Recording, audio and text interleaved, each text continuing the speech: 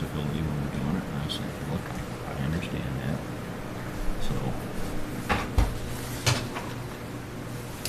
So. Good morning. How are you? I'm moving along good. How about you? I'm doing all right. I have a son visiting from California, and we did the whole Gunflint Trail, Oh, good. right to the end, Very good. except the campground's not open. So No, I it's said, not. Okay, over there's the end. Yep. But it was a gorgeous day yesterday, Yeah. gosh. We sat out on the deck at Gunflint Lodge and had lunch, and Good. it was really nice. He's into history, he just loves history, wherever he Yeah, is, so yeah. he's absorbing every time he visits. Yep. Did you go to Chickawauk then? And Yeah. haven't And been I up hadn't been in there about 10 years. I mean, golly, the boathouse where you can go in and Yeah. see the canoes and, Yep. you know, just the whole ambiance of where it's situated. And yeah, really nice.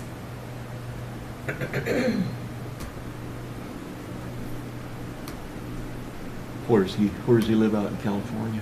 He's out around Pasadena. Okay. He's remote. He's my nemesis for remoteness. All the way to Washington State. Okay. He's the IT for 3 hospitals and 2 clinics. Oh, yeah. I keep him busy. And he said, he had to convince them last year to do this, but he lived there. Mm-hmm. And then he said, you know, I have a Good house morning. in California, I'd kind of like to be in too. Yep. So, yeah, it's worked out really well. And he's not working at all this week. He said unless something burns Oh, down, sure. Yep. he's not gonna work. Yep. Right, Dave? Good morning, Dave. Yeah, I was trying to think of, Well, pile to greet there me, is huh? an old Yes. railroad at Magny that has the gardens there in Pasadena. I've been to a couple Oh, I know what times. you mean, yeah. And they are just Yeah. phenomenal. Well, and I call it the gardens, but it's gardens. He has morning. museums there, Yes. art museums, and Yeah. that's the only time in my life I've actually seen an original Audubon, you know, when they Yes. had the book, you know, Audubon and that type of stuff. But, yeah, just, Yeah, first time I went to the through agenda there, Yesterday, I didn't even spent realize an we don't entire have day, like, and I felt like I hadn't hardly uh, begun to report scratch from the Mike surface Keefer. on it. Yeah, I was lucky We to should get to definitely- go Coming see in? Yeah. parade one year Good. and all of that. I'm wondering Spike if, event. I mean, Yeah, there's so much to see. Yeah. can we do that on short It's notice? like when Yeah, I but go of out all the there- places Yeah. that I've gone to. 'cause I bet he we've would. gone If he wants to report on something, but, yeah, Uh-huh. And I'll do a check. leave it, That's a leave good it to idea. him. there's actually. I thought about only a that few because I have places emergency that I management this go back to. afternoon Yeah. and Yeah. I'll grab it real quick. was figuring it would be the same report. and- Those gardens up there are certainly one of them. So- I really enjoy those. I've done missions along the coast, Yep. all the So way to Santa Barbara, and I figured, After you well, plug in. out of 22, I think I've done 11, so. Good Can I morning. pass my cord to you? Yeah. If there's Yep. open. There is no opening this. Yeah, I've done all the other Okay, and I touristy don't think things there's- once. What are you looking for? Yeah. An And outlet. that's more than enough. Yeah. Oh, there is one up there. Oh, genius. All right. Sure, sure. Yes, I didn't use them all. Good morning, Commissioner Mills. Oh, yeah. Oh, it's been here since the beginning. I just You're- never you made noticed it. I made it. Thank you. You're welcome. I got I guess about, this is You had to what drive you through call rain, tunnel though? vision. I did. Yeah. Yeah, I got to Duluth Because I have at a feeling this will be a lot. 11:30 I'm last charged night. up now, but. Are they most, no, they're not all night classes. You said there'd be some No. in the daytime? There's one in the daytime and one on Monday nights. Oh. But the one on Monday nights is hybrid. I can go online or in You and I person. always So have our I notes. just want to go to a couple You and I always have in-person all our classes. I know, I'll but do you the see, rest I'm online. good Sure. at writing notes to myself when I'm thinking of it, when I'm brushing my teeth or, doing something else. So I come over, and then I realized this morning, you probably should have organized it all in one order here. I'm going to be flipping pages. Class, though, That's- the Monday night class. Well, it's more exciting that way. I'm going to say, wait a minute, I know it's somewhere here. Yeah. Called Managing Conflict. Has a good effect. No, I'm not. Okay. Um, Very good. Wow, good. I don't think But any now of us I'm kind of are. regretting not Take lots going of notes. because, Yeah. well, and I'll report, Is this- M Club is going to do a presentation Good. there. Okay. Yeah, little scenarios. on money, and they were like Yeah, I saw encouraging that. us to go. to help support that and be the vote for that. And I'm like, oops, yeah, I already made other arrangements. Decided not to go because Yeah, well, I did of my life. you value. Yes, the last few weeks have been like crazy. Where did you? Well, I decided I Oh, in have Ari. family out there, I'm so but thinking the Kai. East Coast. There is a Kai Okay. who's about his age. And I guess I'm not Morning. worried because I'm vaccinated, Well, so. Yeah, but I was thinking, I was just we actually confused. canceled it. So Kit, what's the, Tib is a nickname. If we our could guarantee the nickname. weather would be fine. okay, So Elizabeth We is do a it family outside, name in our but- family. gotcha. And I got it from a book called Betsy Taste. Oh, yeah, okay. Oh, that's what I needed. Storybook for young ladies, kind of hoping I could 40s by Right. kind of Mad bad, so Heart that would be really Lovelace. bad, so I'd at least I be remember hearing about that. Yeah. Okay, cool. I read it when I was a kid, and I just like that Yeah, yeah. cute, unique name. Uh-huh. And Ari is a Finnish. We were just looking at a list of Finnish boys' names. Uh-huh. Paul has Finnish hair. I'm gonna pass this one just so it's out of my pile. That's for the all of us. I already signed one, so. How do you do this with glasses? Did I Yeah, right, I know. I like it It's when like she it's all sends got- them the email. Yeah.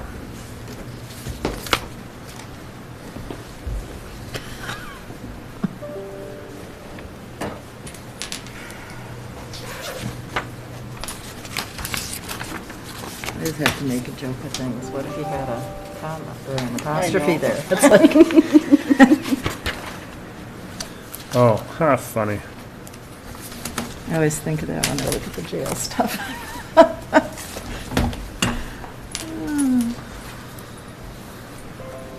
No Brady yet, huh?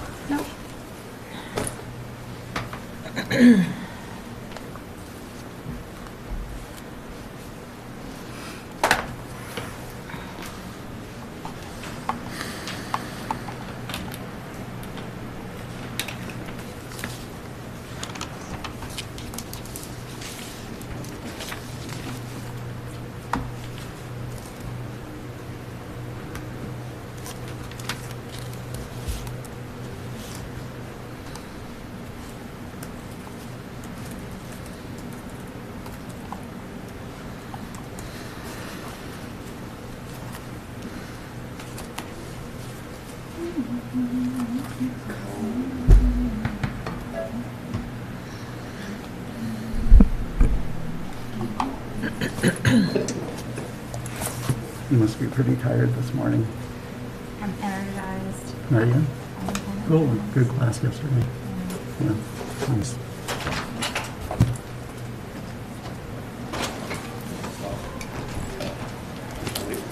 Probably catch up with you in another day or two.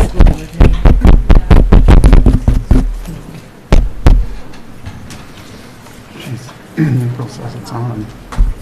Check, check, check.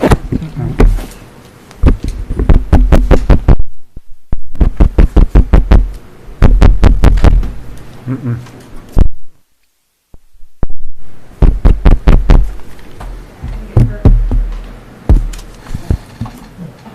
Use your teacher voice. Well, for the, Testing, testing, I think. Yeah, nothing. nothing. Meeting canceled. Yep, everyone go home. We're done. Hours up. Just kidding, just kidding. You don't First, just message that the mics are on. I'm sure. Check, check, check. Oh, There, Ray. There you go. good. Meeting's been saved. All right. Good morning. I'd like to call this meeting of the Cook County Board of Commissioners to order on this Tuesday, September 14th at 8:30-ish, 8:32 a.m.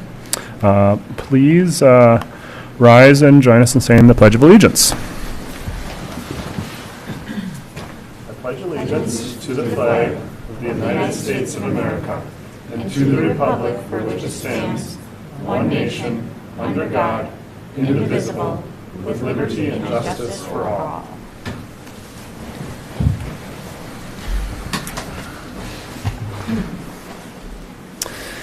Are there any adjustments to the agenda? Mr. Chairman, if I may, Mike Keyport has agreed to give us a brief update on emergency management activities. Very good. Put that, I guess, right away after the consent agenda.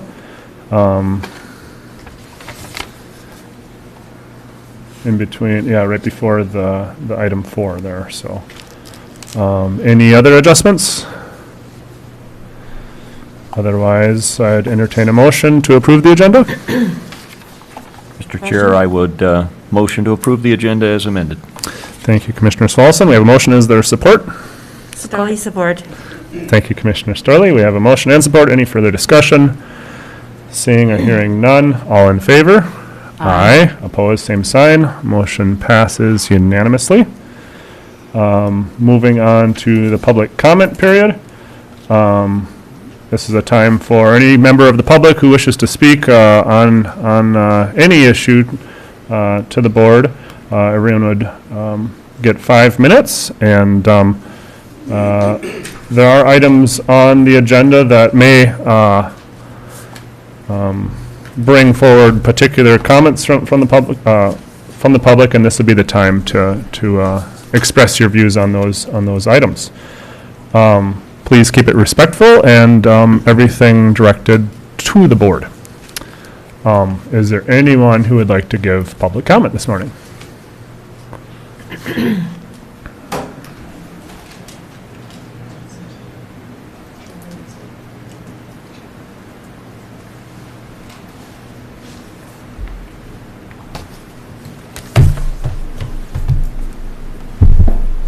And please just sign in on the sheet there as well.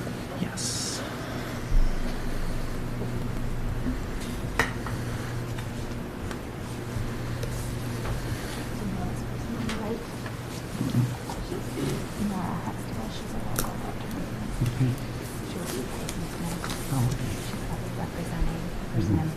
Gotcha.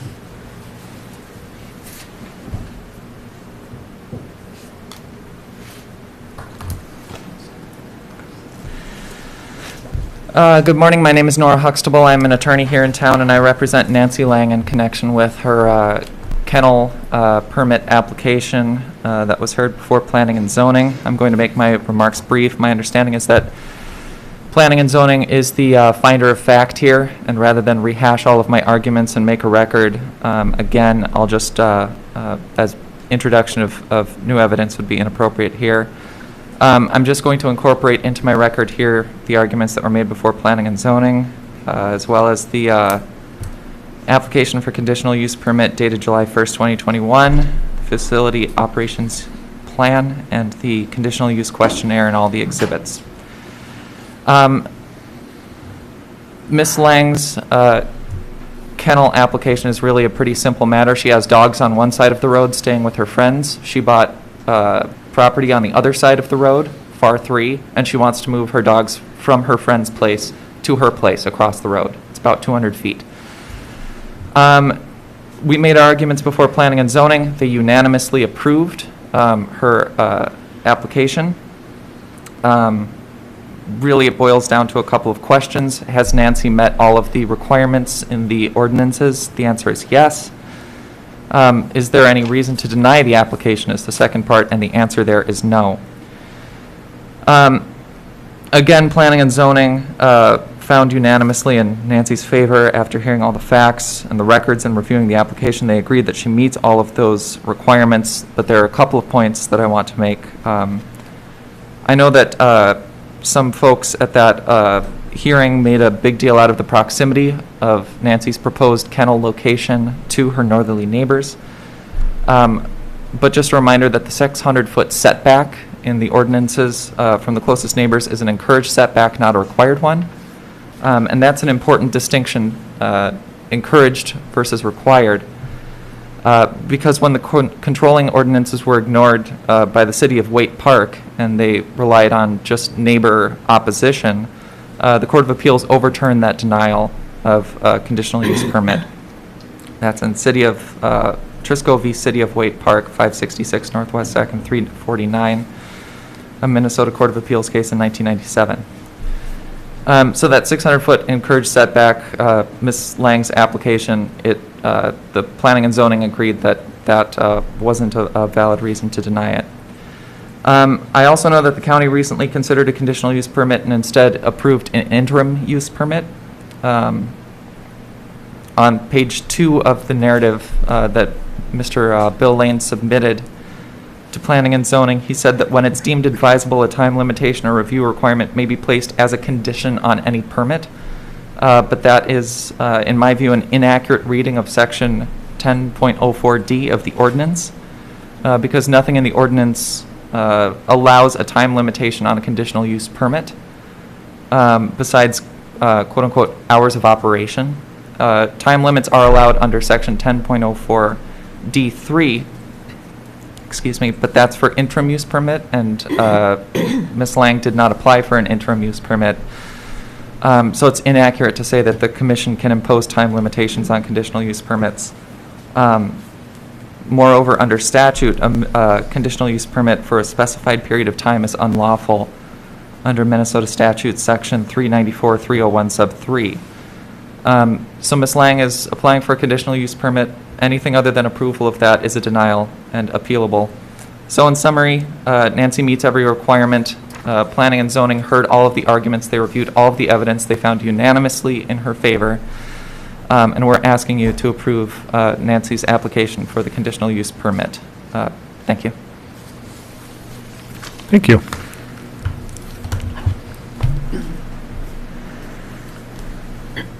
Over there, or should I stay here?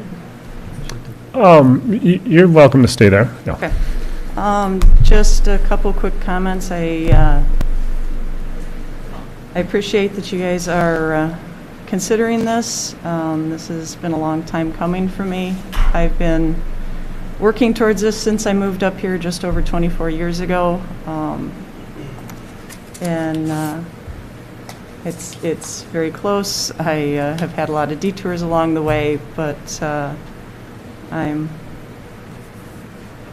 hoping that everything is going to go well and we can eventually and finally move my dogs over to be with me, which has been the goal for the entire time I've lived up here. So thank you guys so much for your consideration. I think everything was said either by Nora or in my my application, so I won't take any more time for that, but thank you guys so much for your consideration. Thank you.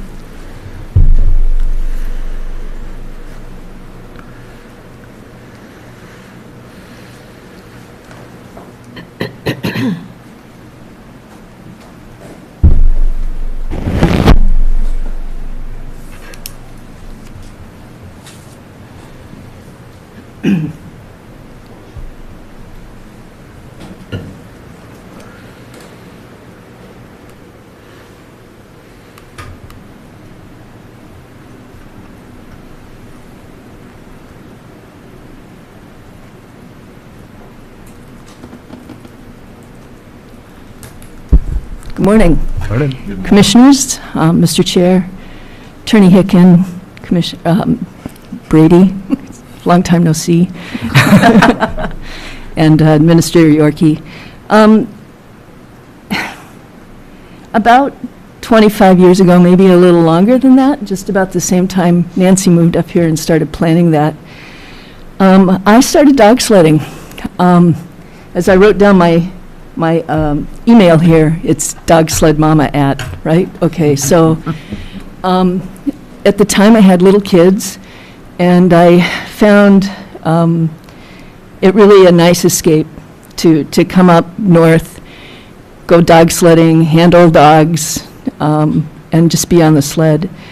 I did that for 14 years, 14 winters I did that. And it was life-changing for me in a lot of ways.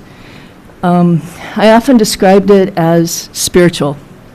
And by that I mean, when I was out on a dog sled in the woods and you have to work with the animals like that, and it's unpredictable, you never know exactly what's going to happen or what might be around the next bend, and you have to learn to kind of, you have to learn to depend on those animals and be with them and be in that natural place. It often felt to me like Maybe I'd been there in a previous life, or maybe it was just deep in my DNA, you know, in my human experience, that somewhere I was tapping something very old that had come down through the ages of other people who had been in maybe that same spot or very similar. And in those experiences is really where I fell in love with the North Shore and kept pursuing it up here. It's very old, and it connects us in history, it connects us in our own presence. It connects us to our neighbors in Grand Portage, the history of John Bear Grease. It connects us in a lot of ways, and it's something that has disappeared in much of the world, but it still exists here. It still exists here, and only a few other places. And as things change, as more people move up here, things that have existed here a long time sometimes get pushed back in the name of progress.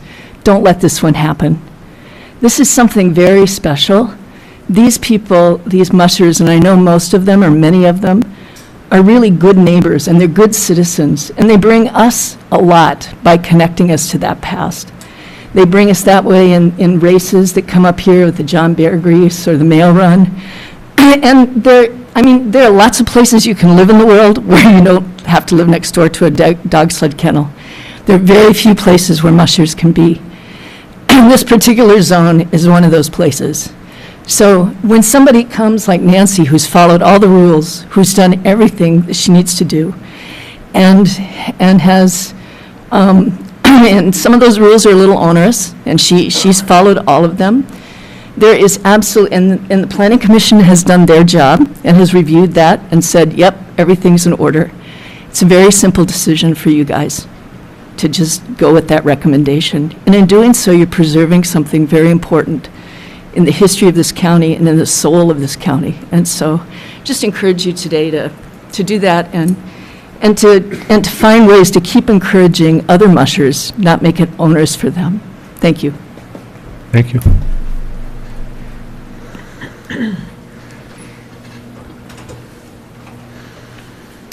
Would anyone else like to speak for public comment?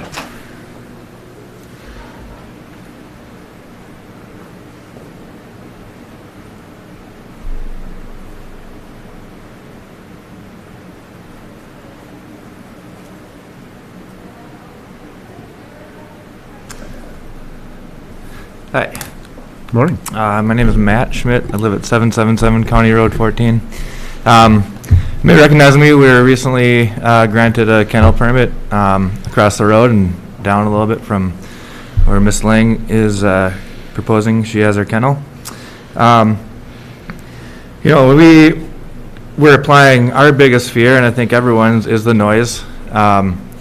And so, you know, we purchased a sound pressure meter which reads decibels, and relied on studies that were done in the past, both from the county and I think the Caribou Creek study, noise study was submitted.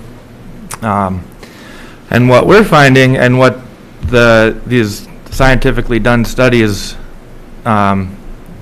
prove is that, you know, we don't even come close to the Minnesota 70-30 noise pollution for the ordinance or a statute. So I guess, you know, we're on top of it. I know Nancy is very aware of her any noise that comes out of her kennel and is on top of it. And again, we don't even come close to breaking those noise ordinances at 125 feet. So I'd like you to take that consideration and let you know that we are in support of Nancy's kennel. Thank you. Thank you.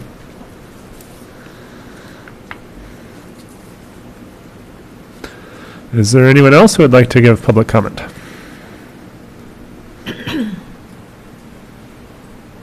Going once. Going to, oh, yes, do we have written comments? We do have one letter that I'd like to read this morning.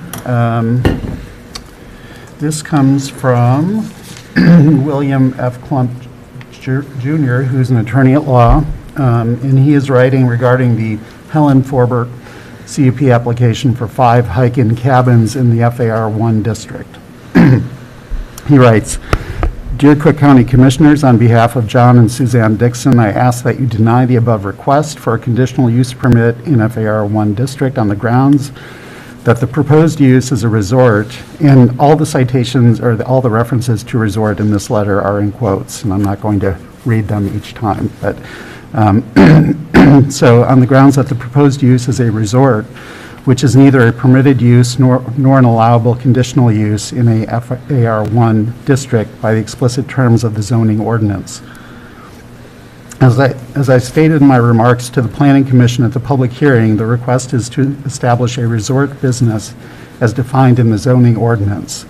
That is undisputed from the record of the public hearing and application to open a business to rent 5 cabins for short-term lodging.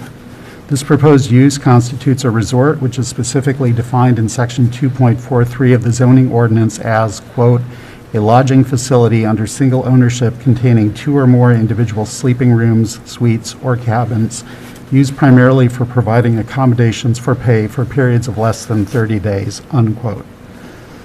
By adopting the definition of a resort, Cook County is legally bound to apply it when considering a proposed property use in an application for a conditional use permit. Section 4.05A of the zoning code does not list a resort as a permitted use in FAR1 in a FAR1 conditional use in an FAR1 district. Excuse me. Thus, a resort like that in the Helen Forbert application is simply prohibited in an FAR1 district. Cook County cannot simply ignore the specific legal definitions of property uses adopted in the zoning ordinance when considering this application for a CUP or pretend such a proposed use, like renting cabins, is something else. The proposed cabin rental business is purely and simply a resort under the zoning ordinance and therefore prohibited in an FAR1 district. If applicants want to establish a resort, they should buy property in an MTGC, TGC, RCR, or GC district where it would be legal. Granting the CUP will open a Pandora's box of requests for resorts in the FAR1 district, which is contrary to the zoning ordinance and comprehensive plan of Cook County. On behalf of the Dixons, I ask you to apply the provisions of the zoning ordinance to this request for a conditional use permit and deny it. Very truly yours, William F. Klunk, Jr. And that is the only written comment that I have. Thank you, Mr. Yoki. All right. Oh, yes, sir, please.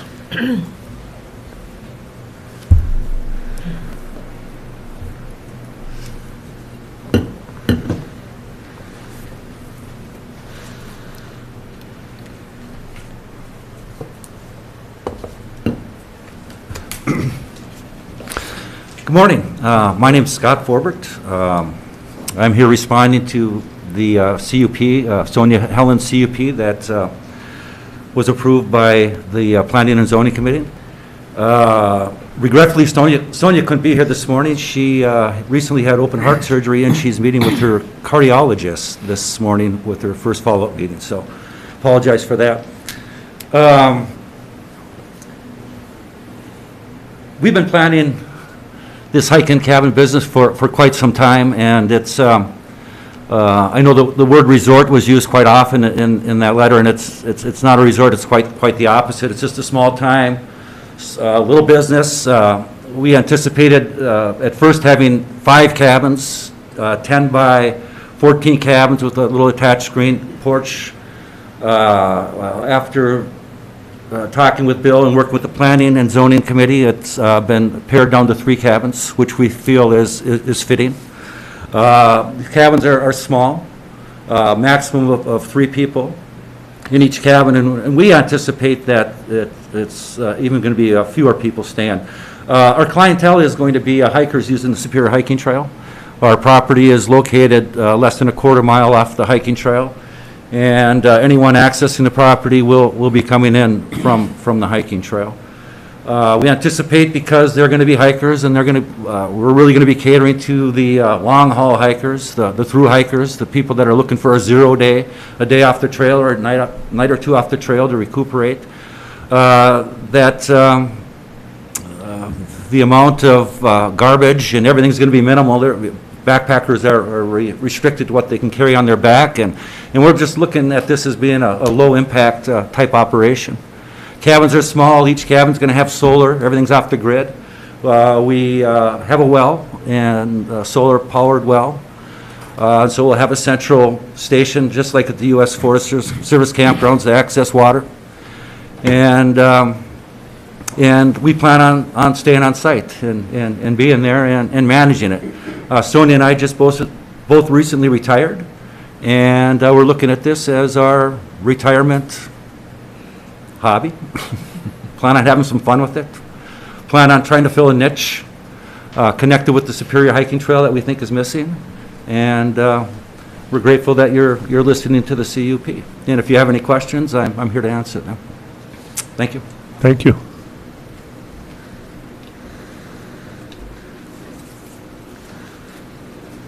Any other public comments this morning? And now going twice, I guess. Going 3 times, and I'll close the public comment period. Thank you all for your comments.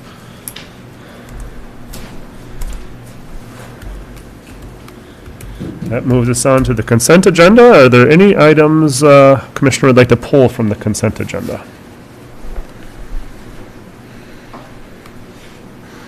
Hearing or seeing none, I'd entertain a motion to approve the consent agenda. Mr. Chair, Commissioner Sullivan. I move to approve the consent agenda. Thank you, Commissioner Sullivan. We have a motion. Is there support? Support. Thank you, Commissioner Hawkins. Motion and support. Any further discussion? Hearing or seeing none. All in favor? Aye. Opposed, same sign. Motion passes unanimously. And that brings us on to Mr. Keyport.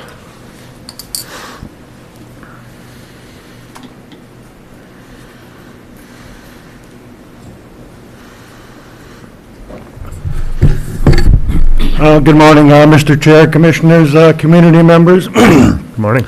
As we all know, excuse me, in early August, we had 2 major fires starting on Forest Service land and some smaller ones. The Forest Service managed those fires for almost 2 weeks before they called in an incident management team. That was a month ago yesterday. The team took over. They set up an incident command post at the end of the trail. And they did a real good job. It was one of those fires that was so in the wilderness that they really couldn't fight it on the ground. They mostly monitored it and fought it from the air. They did make helipads and go out there and make some brake lines and get some sprinklers out there so that are in place should that fire, should the John Eck fire move. They did get that work done. They had 3 different teams that were there. On every team they have what's called a liaison officer that worked with myself and Sheriff Eliason real well. And they had public meetings up there. They did a real good job of informing the public of what was happening, and I think they did a good job. They did make the determination last week that the incident command team is no longer needed up there, and they turned the incident back over to the Forest Service. One of the good news is that the fires are, you'll see that it says they're 0% contained. That's a little bit confusing to the public. They have not moved from within their footprint, and they're more, I'll use the words smoldering than really burning, not to say they couldn't take off again. And there's always the possibility of other lightning strikes and starting fires in other places. So still a concern. We are getting a little more rain, as we know, so it's helping. The cooler temps, more rain is helping for sure. Another good news part of it is when they had crews up there and they had idle hands, they did a whole bunch of fire-wise work, meaning they cleared folks' driveway, they cleared around their cabins. They brought me a file last Friday that is about this thick, 2-sided, of all the properties that they did firework fire-wise work on, so great news there. So we're just in a holding pattern there, and that's my report for you this morning, unless there's questions. Thank you, Mr. Keyport. That's great news. Any questions from commissioners? All right, well, thank you very much for the update. You bet. Have a great day.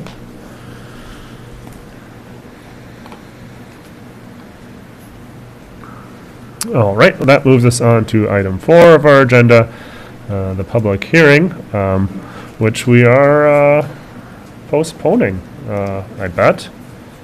Mr. Nelson is not here, but long and short, as we can see in the packet, is, oh, he's out, yeah. Mr. Nelson, do you want to speak at all about the postponement of the hearing? The public hearing for the Caribou Lake SSD, or do we have to wait till 9:30 to actually postpone it as well? Mr. Chair, I would think we'd need to wait till 9:30 because Postpone. that's what it was posted for. Yep. Very good. But Mr. Chair, I'm prepared to go ahead with other items. Yeah, you're in the hot seat. So moving on to item 5, Land Services A, request for a conditional use permit for the kennel. Thank you. Good morning, Mr. Chair and everything, and I'm sure you guys don't want to take a break first. Traditionally, yes, but maybe not today yet. Okay. Well, buckle up then. I'll eat my words, huh? We've got a couple items to have to tend to today.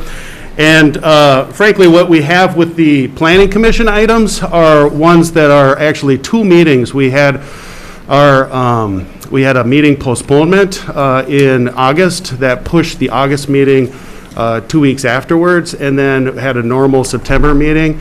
So in the packet here, you have the cases that are both from the August meeting and from the September meeting. I was not in the room during the August meeting, so we'll have to rely on Commissioner Sullivan to go ahead and kind of add in some of the perspectives that were there.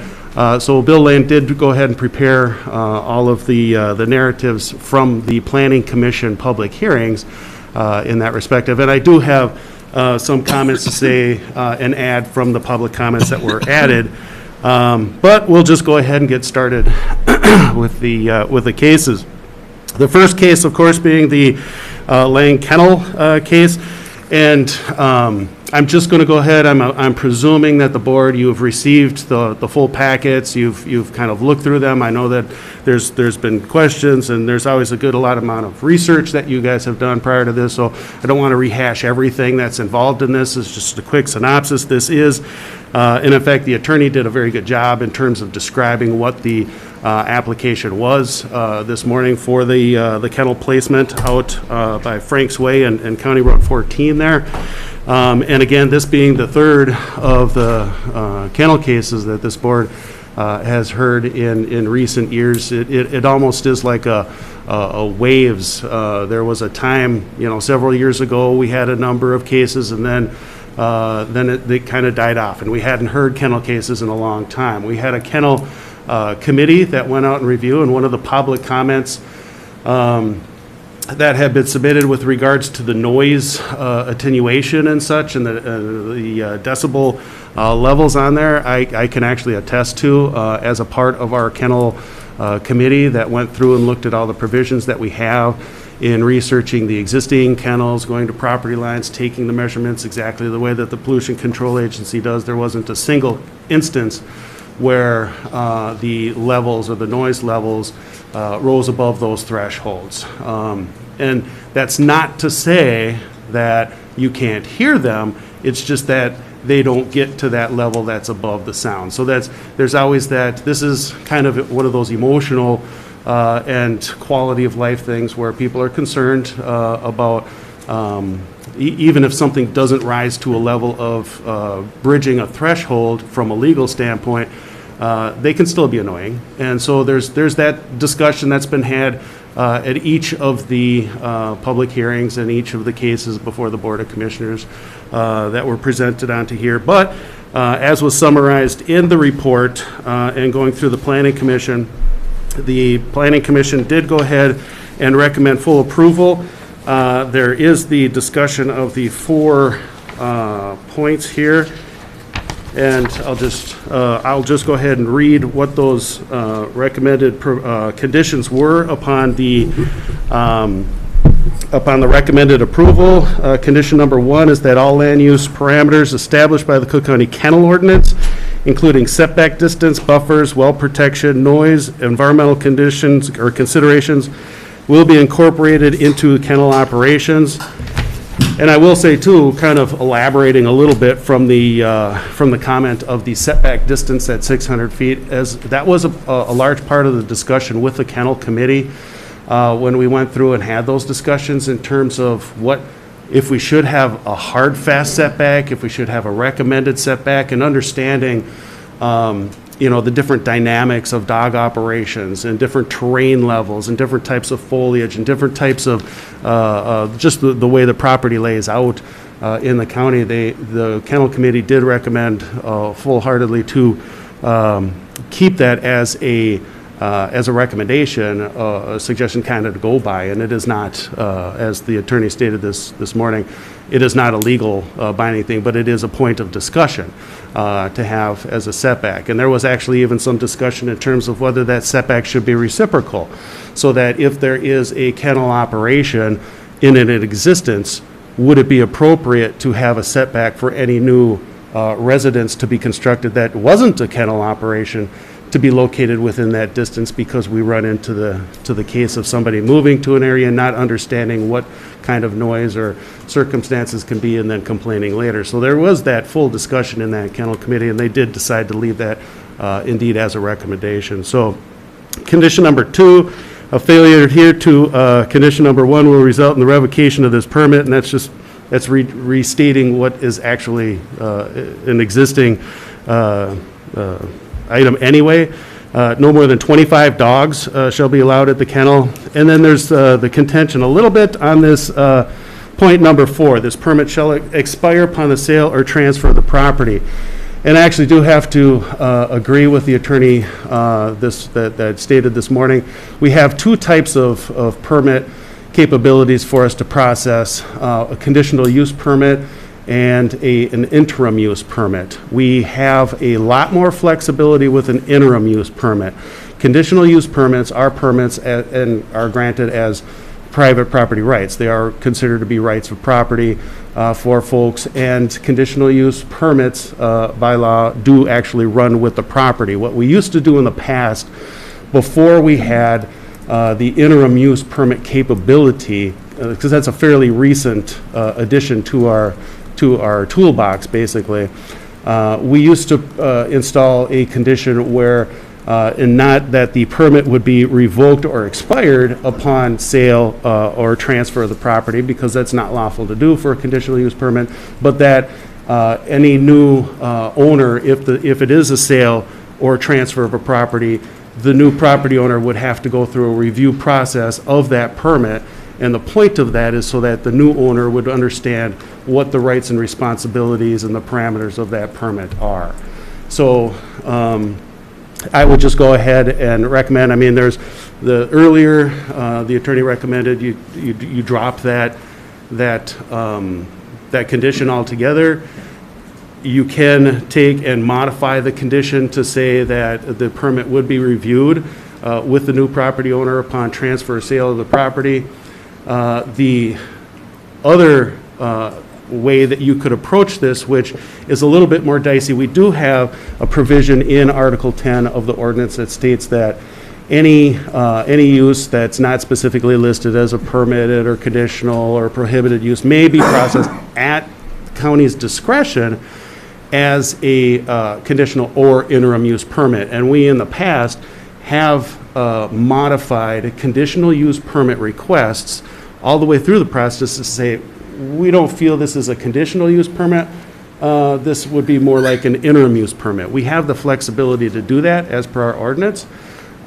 We tend to try to not do that when there are requests that are on board that involve a lot of infrastructure and a lot of investment from the property owner. Because once they do make that investment, then it just stands to reason that, and that's why conditional use permits generally run with the property as well. So To sum it up, the Planning Commission did recommend full approval. They did recommend those four conditions upon the approval, but I would actually recommend that you choose the center of the road with your options, not dropping that provision or condition number 4, not switching it to a conditional or an interim use permit, but taking and modifying the condition to say that the new property owner would have to go through a review of the permit upon sale or transfer of the property. So to clarify, you're saying that that's, the permit is not expiring, it's just getting a review? Yes, for Mr. number Chair, 4? that actually is just, that's by law. And in that sense, the attorney was correct this morning. So you're recommending changing condition 4 to the permit shall be reviewed upon sale or transfer of the property? That is my recommendation, Mr. Chair. Okay. And we do have several decisions by earlier boards that do the exact same thing. Thank you. Any other questions from commissioners? Commissioner Hawkins, sorry, I looked that way and that way. I was and- waiting yeah. not to be the first one. So, just so I'm clear about how you want to change point number 4. If point number 4 wasn't there, wouldn't number 1 and 2 still be in effect? And if the new owner did something wrong, they'd lose the permit, or it would deny it? Am I not understanding that correctly? Mr. Chair and Commissioner Hawkins, that's actually correct. If number 4 was not there, then we would be relying on the enforcement angle of it. It's not proactive. The reason why we always put, or had always in the past, put the provision in there that a new property owner would be reviewed of the permit is so that the new property owner would just have a good understanding on the upfront of what all the rights and responsibilities and obligations and everything are, so that we would not have to approach it as any kind of enforcement issue later on down the road. But you are correct in the fact that if you did remove number 4, they still are responsible for adhering to all the other conditions. Thank you. Commissioner Storley? Yeah, thank you. So a new property owner coming in doesn't want to be a dog kennel, so that doesn't apply to them, right? Mr. Chair, Commissioner Storley, if a new property owner were to acquire the property, then it would fall kind of dormant. The conditional use permit would still be there, it just would not be active. For that particular time, for the new owner. That is correct. It could be renewed again in 10 years if somebody else came in? That is correct. Okay. You know, like you said, Tim, this has been kind of a wacky couple of 3 years. I really never knew where County Road 14 was. I go by it on 61. I've been out there at least 3 or 4 times. Now I know where it is. You know, and I look at the neighborhood, and I understand that it is a little dense area for folks who want to have dogs. It's been that way for 40-some years, sparsely spread out. I just feel bad for people who want to buy a little piece of property to have a little home there, and then all of a sudden they understand, oh, there's a dog kennel here, there's one over there, there's one over here, one over there. I mean, I think that's your choice when you're looking for property, but I just hope it doesn't restrict people to want to live in that area just as homeowners and not deal with dogs. So I'm torn between understanding a business or people who want to have dogs and people who just want to live in a quiet area. So that's where I am with this. Mr. Chair? Yes, Commissioner Swalson. I think one key aspect on this one that I don't want us to miss is that this does not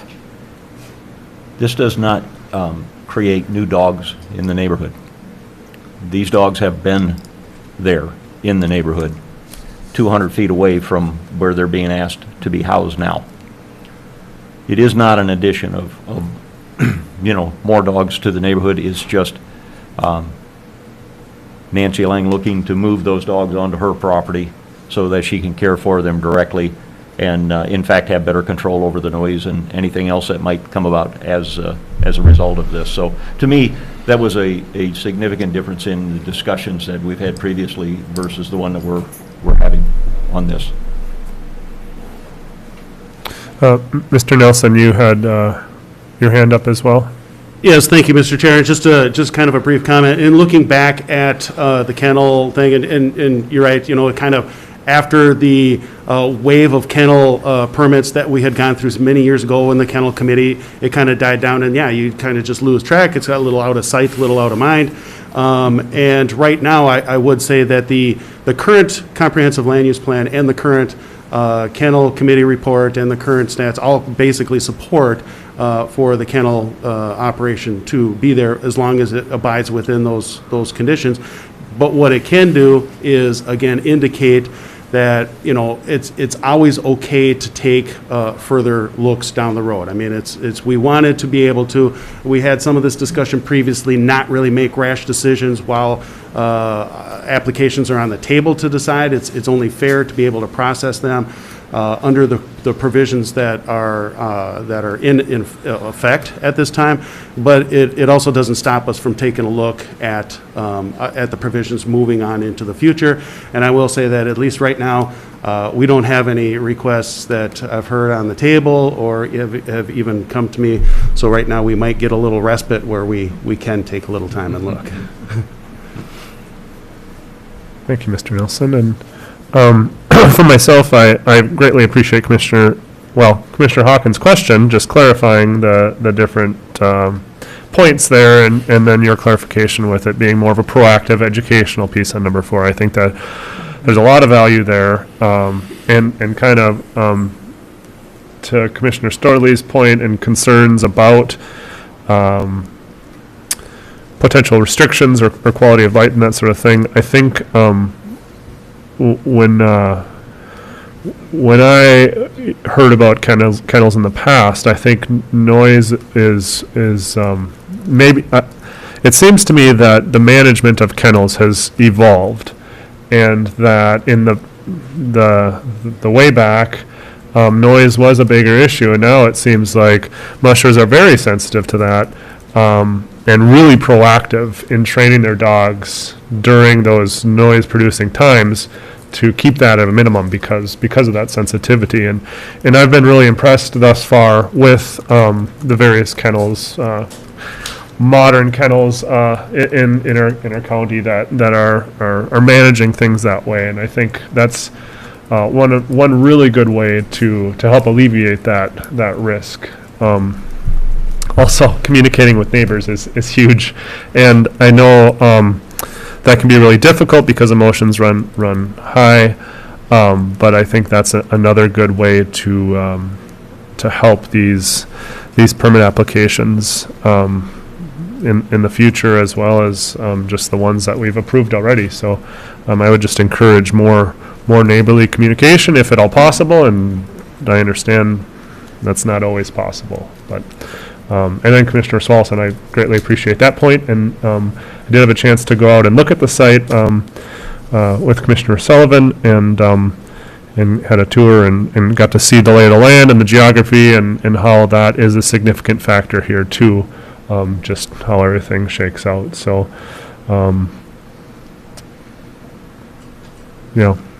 that was my little summary there. Did I add anything? Yeah, Commissioner Sullivan. Yes.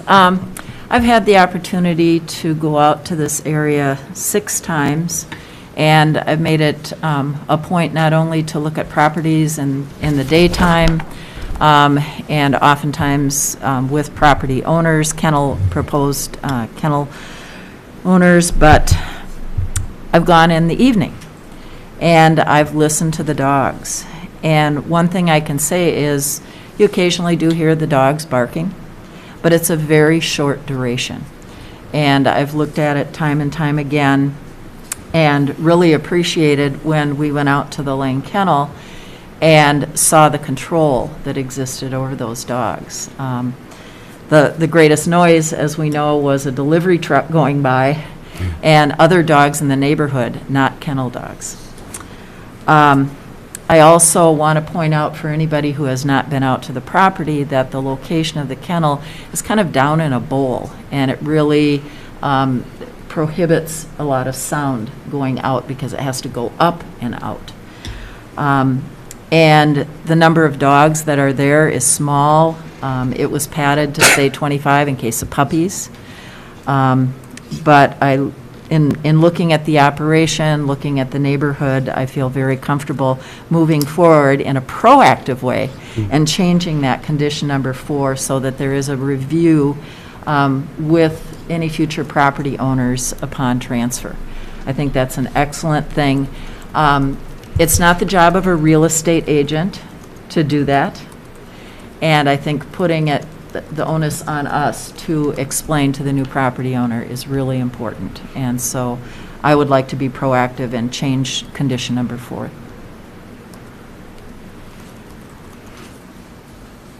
Any other questions or comments from commissioners?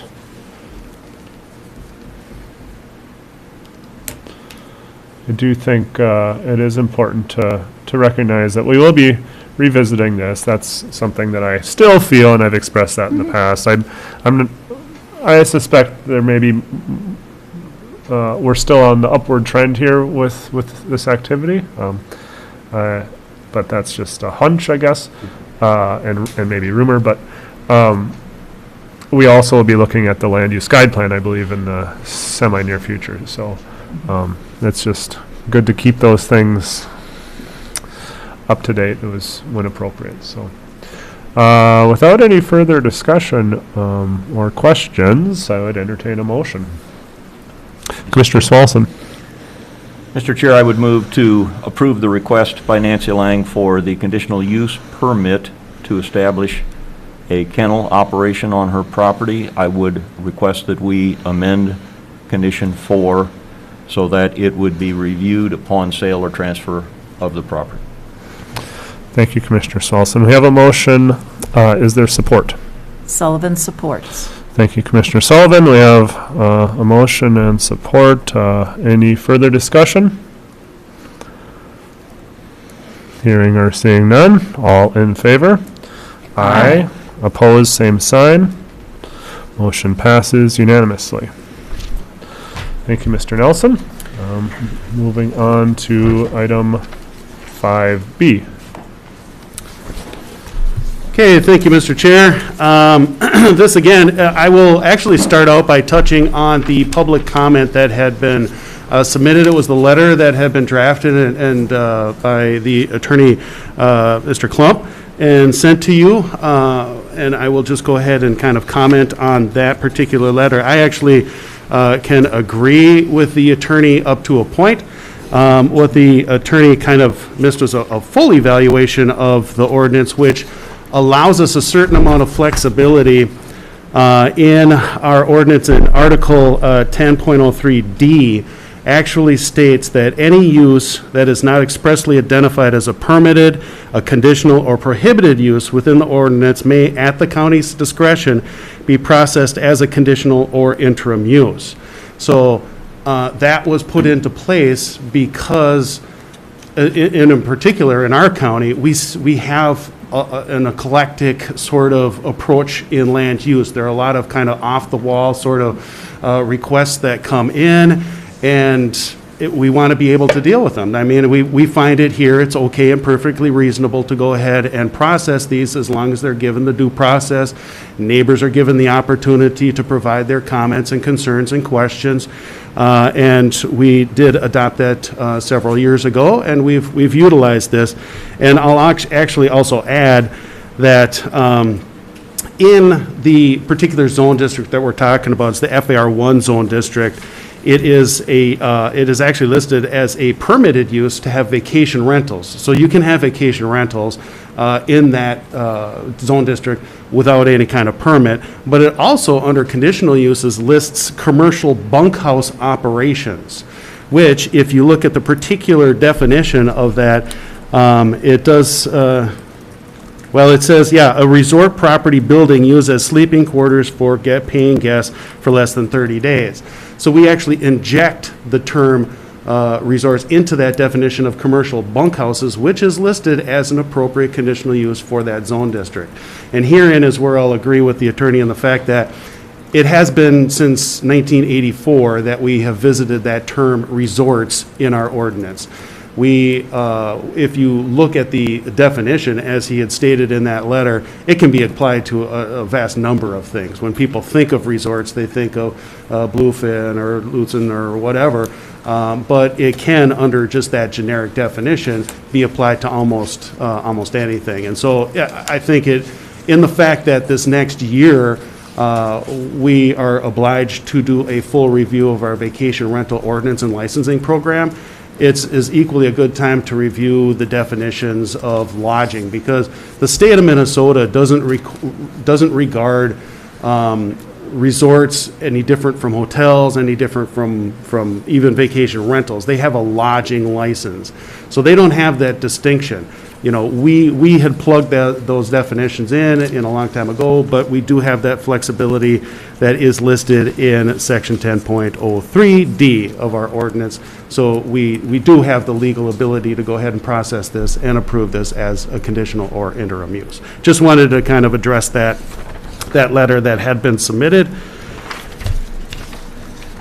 And again, with the letters that were submitted, with the comments that we had received, I don't have to do much in terms of teeing the case up. You know that it was a request for 5 cabins. The Planning Commission went ahead and wanted to recommend down to 3, and the property owners acquiesced to that condition. And so through much discussion, most of the discussion was between the property owners and the concerned neighbors, which is pretty reasonable to have that discussion. There's also kind of the use of the road, but it's important to note that this property is and use is managed under that special use permit that was issued by the U.S. Forest Service with regards to access and everything, and there are requirements in terms of parking or stating that you have parking on there.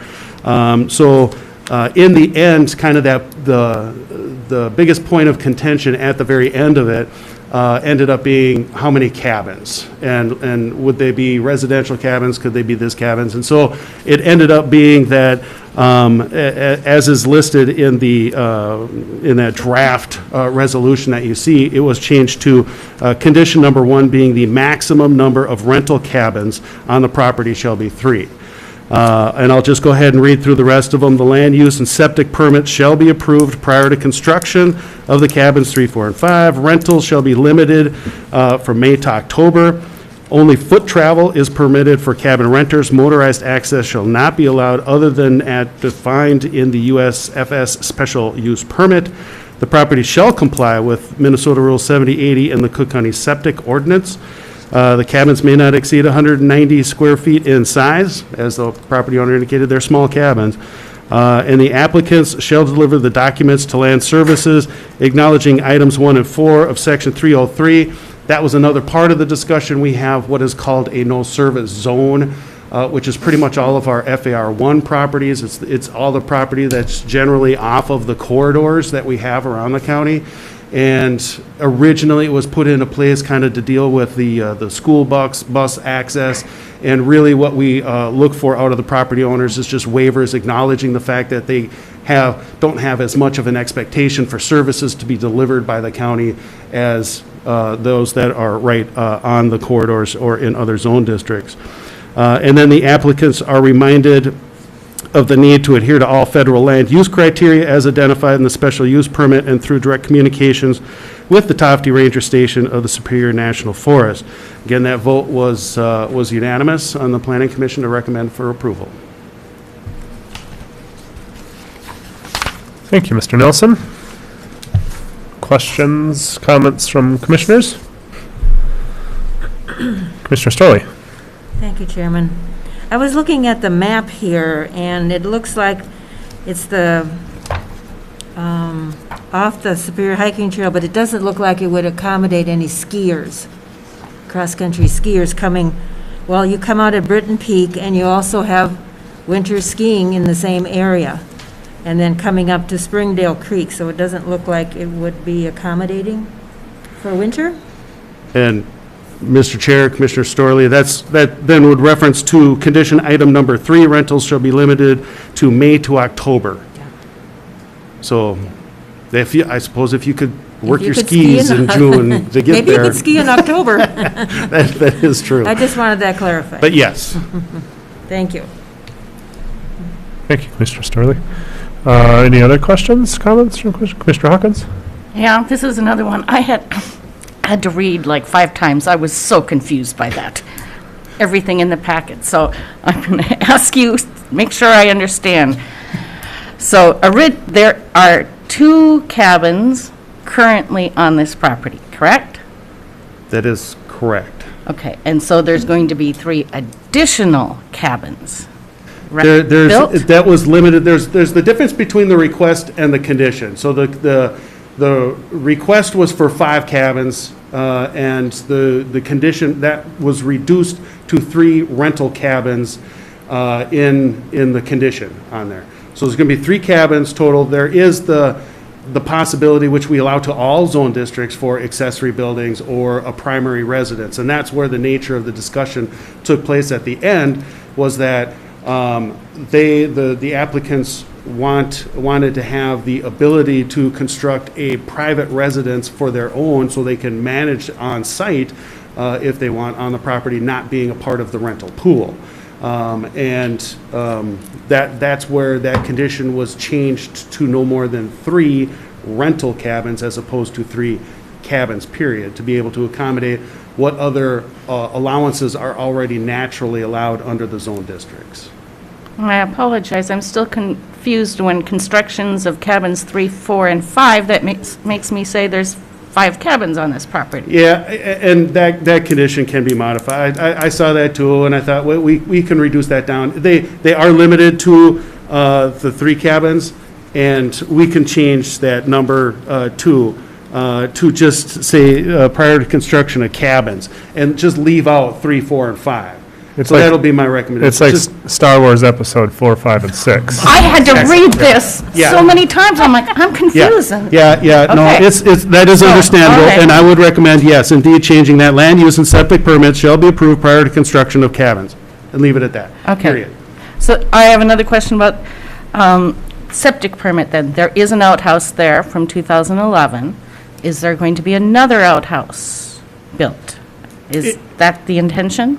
The property does have to accommodate and by 70/80, and so anything that goes out there, any kind of accommodation, already naturally has to adhere to the state rules, which would naturally have to have a permit. Yes, we do permit outhouses, we do permit composting toilets, we do, so any additional treatment of human waste does have to have a permit to it, and so that's Okay. why we throw that in there, but it is already inherent in the ordinances that they would have to get a. All right. And the number of fire pits, are we talking about a fire pit in front of each of these 3 cabins? Or what, however many cabins we're at now? Yeah, 4 and cabins, right? Commissioner Mills and Commissioner Borge, Mr. Chair, and Commissioner Hopkins. The discussion of fire pits came as a list of concerns that were expressed. We've not imposed that type of requirement on any other operation that we have. It could be a strictly residential property and have 12 fire pits. We don't regulate the number of fire pits. So that's Okay. why the Planning Commission decided not to address that as any kind of condition. Okay, yeah, it was raised in the narrative, and I'm like, okay, Yeah. well, what happened there? And I didn't go back and watch the video, sorry, or listen to anything, so that's why I have to ask these questions now. My next question is this fall under, this is going to be a vacation rental? Are they going to be required to get a license for each one of those cabins? This is a conditional use permit for this kind of operation, which we still, in the fact that they grant, or we're granting this as a conditional use permit, it doesn't necessarily mean it's a vacation rental. They're They are not advertising over B&B, what they had indicated or so, that it is just a walk-in and it is 3. So we actually, by our vacation rental ordinance, limit the number of vacation rentals to 2 on a property. So this doesn't fit within the category of vacation rental. So this is where I'm saying from right in the very beginning that this is an eclectic sort of lodging facility or lodging operation. They would be expected to get a lodging license from the state of Minnesota, or at least approach them and see what they have for that. But under our current vacation rental ordinance, they would not, as we are granted a higher level of approval through the conditional use permit. Now, if we take and want to change our ordinance through the review that we have next year of our vacation rental licensing program, that could enter into part of the discussion. Yeah, that seems rather confusing to me, that you could be renting out property, cabins, and then not fall under the rules everybody else is applying, regardless if you have water and sewer. I mean, that's what I'm Well, saying. we do have small resorts that we don't license at all. I mean, we don't have any connection. We don't issue vacation rental licenses. We don't issue resort license. There's a lot of it. Actually, it's very common. It's very few of our operations do we actually license under the vacation rental operation. So there is a whole lot of lodging that actually takes place that isn't regulated through our vacation rental license program. Then it goes back to, this makes it sound like this is a resort. It is a if you want to call it a resort by the kind of generic terms of it, the name doesn't matter as much as the operation and the conditions that are attached to it. By plugging it in or calling it a resort specifically, it means different things to different people. From a legal standpoint, we can call it a resort because we can process it as a resort under our flexibility of our ordinance and call it as a resort. That's fine. But we're not expressly saying it's a resort because it doesn't have the same kind of feel or services provided. It is almost more like commercial bunkhouse operations in the fact that it doesn't have that level of the water, sewer, or all that connected to it. So it doesn't rise what we would consider to the level of a full-blown resort operation. But if it makes everybody feel better, you can call it a resort, you can still approve it as a resort. And I have one more question, I think just one more. Why make this a CUP and not an IUP? We just had this discussion about dog sleds and dog kennels, and, okay, we don't know if the next owner is going to be as good as the current owner, and we don't know if this is going to be a good fit in this neighborhood. Why not make it let's try it for 2 or 3 years and then reevaluate whether it really is good? I would say, Mr. Chair and Commissioner Hawkins, that it would be up to the purview of the board. The later that we get into the process and then modify it, the more question that can be called into what the decision is. We had run the public hearing. That's the best place to basically determine what it is that we call it, is at the public hearing, because it's gone through the public notice of what it is. That's generally where we change. When we go through the initial discussions or interviews with an applicant and we sit at the desk and we talk about what they're doing, between that and the public hearings, where we kind of use that discretion to run through a conditional or interim use kind of process. And so I would recommend that we stuck with that, because I think the decision would be more defendable as it was processed through the public hearing as such and recommended by the Planning Commission as the conditional use. Commissioner Sullivan, was that brought up at the Planning Commission? We did not talk about an interim use permit. I think people felt very comfortable with the change to the 3 rental cabins. And I think leaving out cabins 3, 4, and 5, cleaning up that language is fine. But overall, people felt very comfortable with this operation and really looked at it as a new business opportunity here in Cook County, that it really meets a need that we have along the Superior Hiking Trail. And I really applaud the creativity and the look at just traveling down another quarter mile down a trail gets you to such a nice spot. And again, thinking of the people using that property, they're hikers, they carry very little, they tend to be minimalists, and the impact on the environment would be very negligible. Mr. Nelson. Thank you, Mr. Chair. And if it helps any, all the letters that have been sent out, 16 letters sent out, we posted the public notice. The only comment that we got were from the neighbors and from the attorney who were retained by the neighbors. So there was only one property owner said that was concerned or had expressed any concern about the request at all. And Mr. Chair, much of that concern related to use of the road, and that is a Yeah. U.S. Forest Service issue. That's not a county board issue. It's an important point. Good discussion. Good questions. Any others? I too am excited to see this kind of new form of business. I know of others in the country, just not others in the state. So I know that's not true. I know of some other hike-ins in the state, but it is something I've wondered about in Cook County, why there isn't this form of business in our county. So I'm excited to see how this goes and applaud the efforts thus far.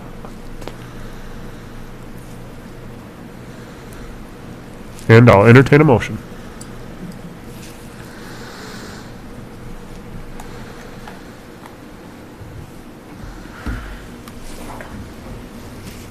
Well, I'll make the motion for that matter. That's how entertaining I We like to do I that can too every be. once in a while. Yeah, I'll make the motion to approve this permit application with the 3 rental cabins on the property, adhering to the 8 requirements set forth. Is there a support? And leaving out addition of cabins 3, 4, and 5. Well, I like that kind of thing, but that's just a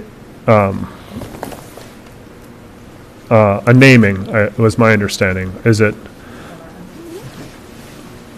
mean there, I mean, I guess that it'll keep it clear to leave that out. Yes, thank you, Commissioner Sullivan. And I'll amend my motion to take out 3, 4, and 5, just say prior to construction of cabins, and this is in item 2, or bullet point 2. Does that make sense? Mr. Chair, Swallowson supports. Thank you, Commissioner Solison. We have a motion and support. Any further discussion? That made sense though, right? Removing the 3, 4, 5, just cutting it there. Okay, That good. helps me, thank you. Good. I thought it tickled me a little bit, but that's, we'll leave it out. Very good. All in favor? Aye. Opposed, same sign. Motion carries unanimously. Thank you, Mr. Nelson. And moving on to item 5C. Okay. Mr. Chair, it's past 9:30 for a public hearing. Very good. Thank you, April. Backing it right up then to item 4, the public hearing at 9:30, the Caribou Lake SSD. Mr. Nelson, tee us off here, please. Yes, thank you, Mr. Chair. Interestingly enough, when we first approached it, we approached it in the same manner in which we had continued the subordinate service district on each step previously. It had been originally established back in 03-04 timeframe, and then updated every 5 years, and we just used the same notice. Now, when this proposal came in, here's the assuming thing, which we know we should never do. We assume that the change in the boundaries wouldn't have that much of an impact as long as we did have the same public hearing. But upon further review of the statute, we will have to actually terminate the previously existing or currently existing subordinate service district and create a new one under the new boundaries, which the public notice period for the creation of the subordinate service district is the same public notice requirement that we have, and that's fine. But to terminate the old one, it actually, the public notice period has to be no less than 3 months in time. So we've resent letters out to the property owners, and we would just like to postpone this same hearing until the 9:30 a.m. on the December 14th meeting. Very good. Any questions, concerns? And then we can, I'll make the motion to postpone the public hearing and reschedule it for 9:30 on Tuesday, December 14th at 2021 for the Caribou and Bigsby Lakes subordinate service districts.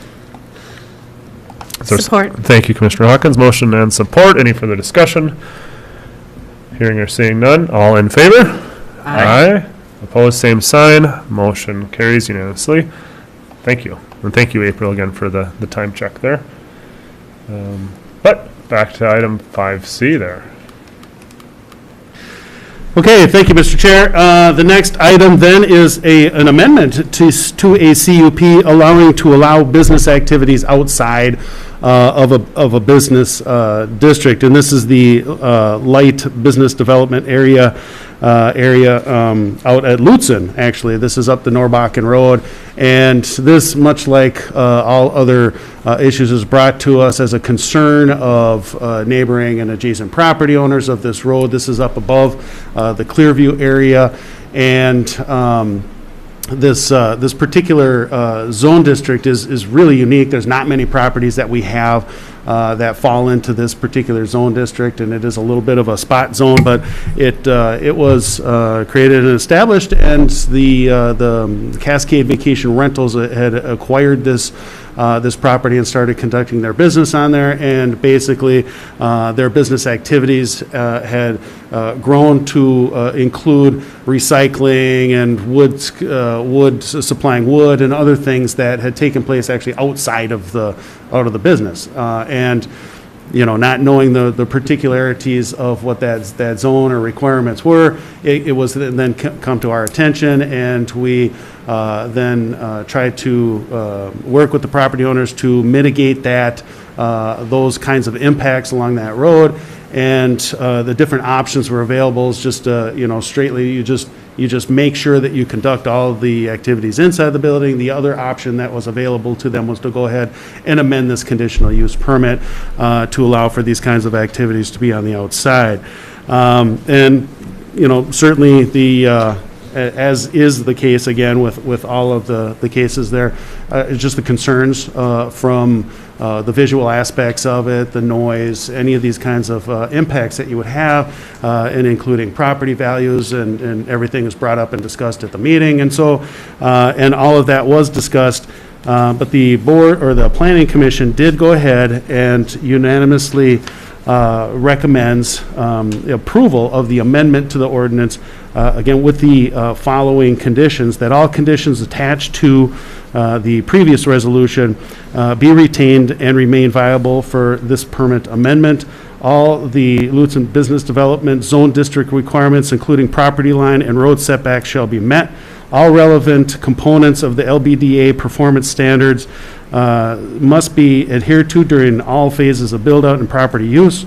Outdoor activities shall be as far away from Norbakken Road as feasible, and either permanent or temporary screening implemented between the activity location and Norbakken Road. The impacts and degradation of Norbakken Road resulting from CVR-specific traffic shall be identified and repaired by CVR in a timely manner. And again, that was adopted unanimously by the Planning Commission for your consideration. Thank you, Mr. Nelson. Any questions or comments from commissioners? Commissioner Storley. Thank you, Chairman. Yes, so in this neighborhood, I have visited both with the neighbors and with the Cascade Rental folks, had tours. There again, it's kind of like County Road 14. We need to all get along. I would say Cascade has done a great job in moving back their wood pile. They have surrounded their trash containers with electrical fence for the bear, and cleaned up some things that the neighbors felt were unsightly. They've tried to do as much as they can right now. I think this was not brought up at the planning meeting evening, but later on, I did get a call. The neighbors are almost to a point now where they'd like to redo the road. And I don't know where that would go. I know where the road would go, because I've been there to see it. I don't know who's going to pay for a little detour so that they don't have to look at this property. I guess that's sort of the point they are right now. They would visually like to not even look at that site. But that's kind of their last effort to say, we're willing to work with the owner, but we're still not sure that it's going to be enough. So that's kind of where we are. I'm between both the business and with the neighbors, trying to help them understand that it takes an effort on both sides to work this through. But I think that the rental folks are making an effort to do this. So that's kind of where we are right now. Thank you, Commissioner Starley.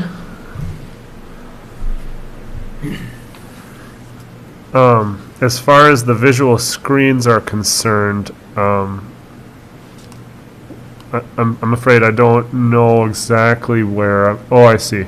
The neighbors are due west of the CVR facility, and so, yeah. And then looking up at, whoops, everything's turned now, looking up at our conditions.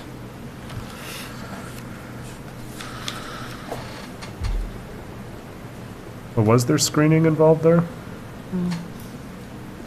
There's no screening individually from each of the entities of the garbage disposal area. There's no screening there, it's just the electric fence.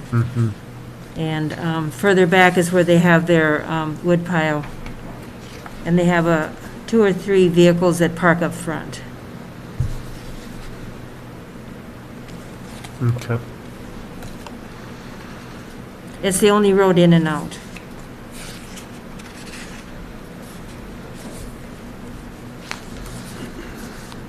Mr. Chair, Commissioner Sullivan. I just wanted to share that at the Planning Commission meeting, one of the things that we were made aware of is that they had done a good job of restricting access to the dumpster and the recycling area. They provided hours for those that are renting through Cascade Vacation Rentals. And there's also limited hours of operation for their wood splitting that is done outside. So they're trying to really work with the neighborhood to keep that noise down and to make sure that the hours of operation are appropriate.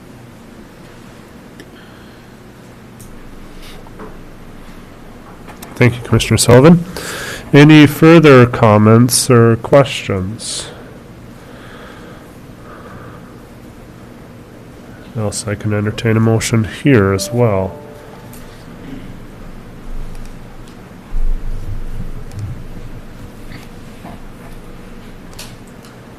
Mr. Chair, Commissioner Sullivan.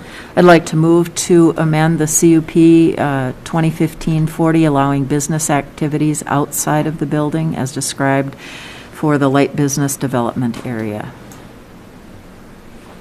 Thank you, Commissioner Sullivan. We have a motion. Is there support? Swallowson supports. Thank you, Commissioner Swallowson. We have a motion and support. Further discussion, Mr. Nelson. Thank you, Mr. Chair. I just wanted to make sure that we included adoption of the conditions that were listed. I would amend my motion. Okay. And I continue to support. Okay, very good. Thank you, Mr. Nelson. Thank you, Commissioners.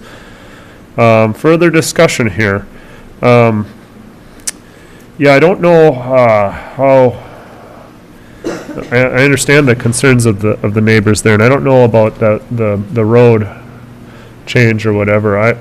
If it were me, and it's not, but for me, I guess I would look at more of the kind of the screening potential there, and that looks like it could be tricky there, but that's, and maybe they've looked at that already, I don't know, but, again, yes, it's good for neighbors to communicate, to try to figure these things out if at all possible, so. Any other comments, discussion? Seeing none, all in favor? Aye. Opposed, same sign. Motion passes unanimously. Thank you. Mr. Nelson, on to 5D.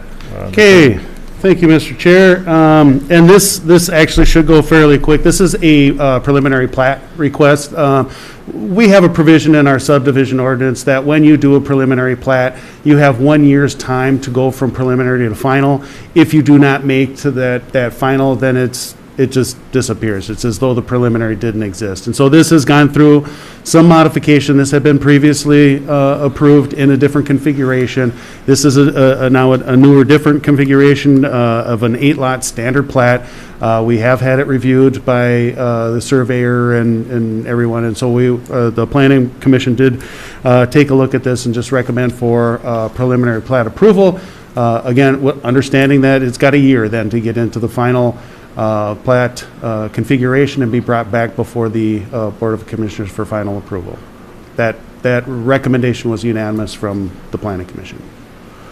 Thank you, Mr. Nelson. And there's, I'm assuming, a fair amount that's still to be done before the final plat approval. That is correct. And so this is just to get that ball rolling again after it had expired after the 1 year, so. Yes, Mr. Chair, the plat process is very prescriptive in our ordinance, and the surveyors and everyone involved is very well familiar with it, so I don't anticipate any problems before it comes before the board.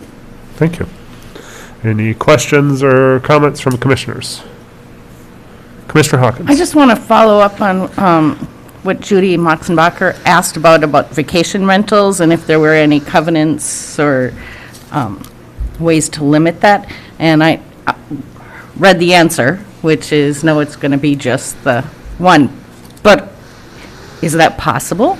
Can we put covenants like that in a plat, whatever this is called, final plat makeup? Is that something we have the authority to do? That's a question, I guess. Mr. Chair, Commissioner Hawkins, that's not something we've ever done before. It's a standard plat. We usually do those kinds of provisions or have covenants or those kinds of things associated with plan unit developments or open space subdivisions, really specific types of subdivisions. Standard plats generally don't get those requirements on there. I guess I would have to consult with our land use attorney if you had the authority to go ahead and do that. At this time, I'm not prepared to say though, but I would say that it would be almost a watershed moment if we did require that, and it could be then argued, unless there was some basic, real firm foundation to it, a little arbitrary and capricious of a standard plat in that it would be a change of the way that we've done that. Yeah, thank you. And I'm not saying that we should do this at this late date, but it triggered something in my head, like, oh, there's another way we can help housing in Cook County, maybe.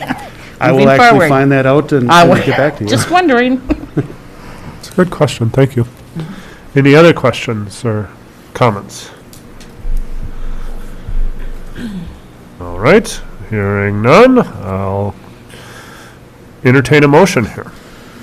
Mr. Chair, Commissioner Storley. I'll make a motion for the preliminary plat approval for the Grandview Ridge, an 8-lot standard plat in Lutzen.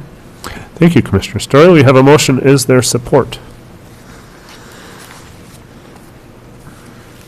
I'll second it. We have a motion and support. Any further discussion? Hearing or seeing none. All in favor? Aye. Opposed, same sign. Motion passes unanimously. Thank you, Mr. Nelson. Moving on to item 5E. We're almost there, Mr. Chair. We're almost getting there. I don't believe you. I don't believe.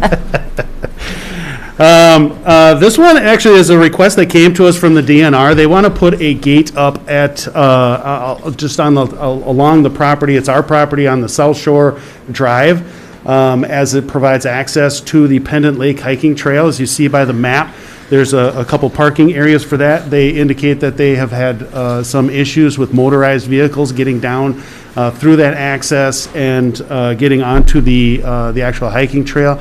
They are just requesting permission to go ahead at their expense, not ours, and just install a gate so that people can get back through there, but it would minimize the ATV, OHV type of traffic that is damage to the trails.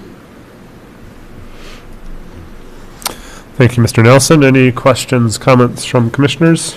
Mr. Chair? Commissioner Sullivan? So this is an area that I oftentimes grouse hunt in the fall, and I have noticed in the area an increase in motorized traffic on what's supposed to be a walking path for hunters. And we only have a handful of those in the entire county. And so I really appreciate the DNR being proactive and trying to, or I should say, taking a stance and asking us to put a gate on our property so that we can preserve that handful of areas where those who walk and hunt can traverse. And so anyway, I think it will also help with enforcement. A lot of our conservation officers spend a lot of time walking areas and trying to help manage all of the use. And this is one area where there shouldn't be motorized use. So I fully support and appreciate the DNR asking us to put in this gate. Thank you, Commissioner Sullivan. Any other comments or questions? Commissioner Hawkins? And this is one that I will disagree with Commissioner Sullivan. I also went up there and looked at this area. I didn't know it was a hiking trail until I read my board packet. I knew about the other ones, but this one I didn't know about. And these are old logging roads that have been used by people who live here for decades. And so what Rena said today, things that existed here for a long time get pushed back in the name of progress, immediately made me think of this. It's like, now we can't ride our bikes, we can't take our ATVs down those logging roads that have been there for decades. And I guess I just have a problem that we're closing. We have lots of land in Cook County to be walking and hiking and hunting. We have very few logging roads left open to traffic for people. This reminds me of the Daniels Lake portage also that recently got shut down to motorized traffic. Same thing, DNR comes in and shuts down multi-use trails for one subgroup. And I have a problem with that. So, yeah, this one is not easy for me. And I understand multi-use trails, these are designated for walking. So Oh, yeah, so it sounds like the difference of, it's a different label by the DNR. These are, this is a Pendant Lake Hunter Walking Trail. That's the name of the area.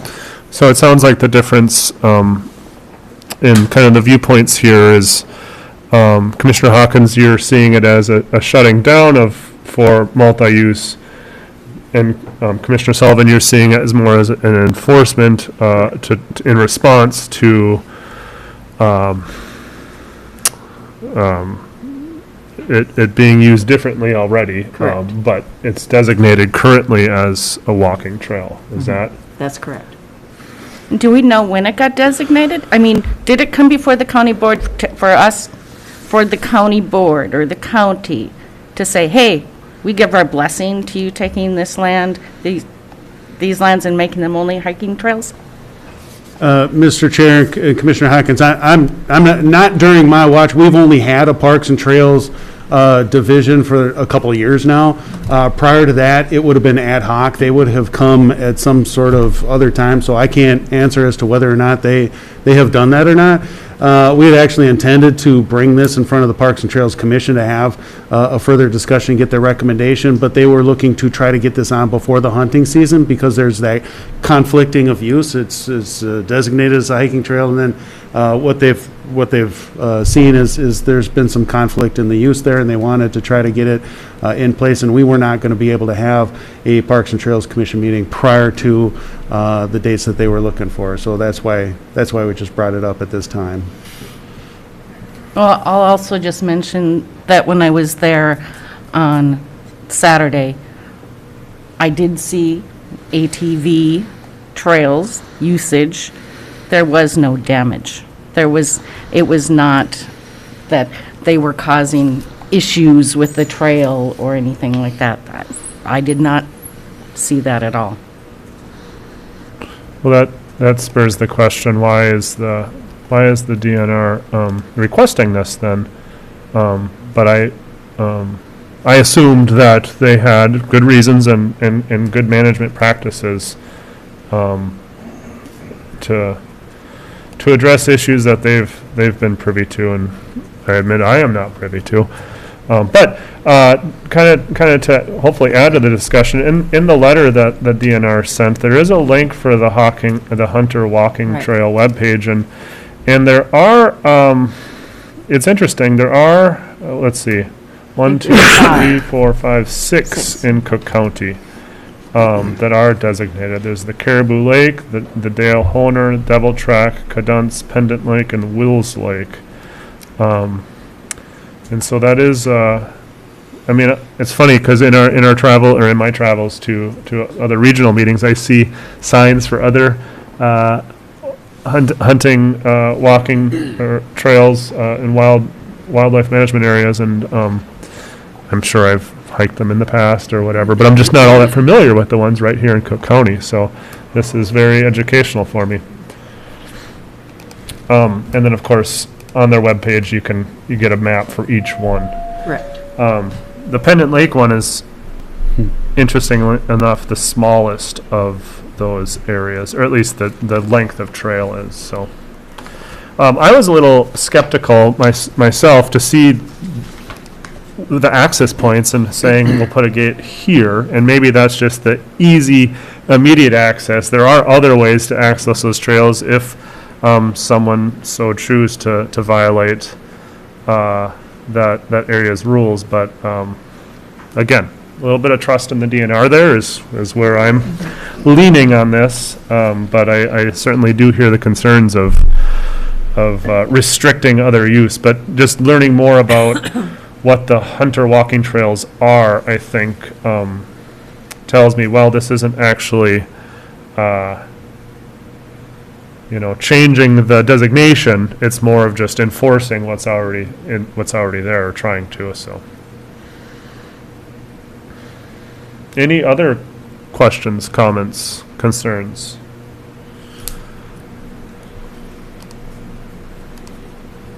Well, I regret the opportunity to discuss it further with the Parks and Trails, but so it goes. Well, without any further discussion, I would entertain a motion. Mr. Chair, Commissioner Sullivan?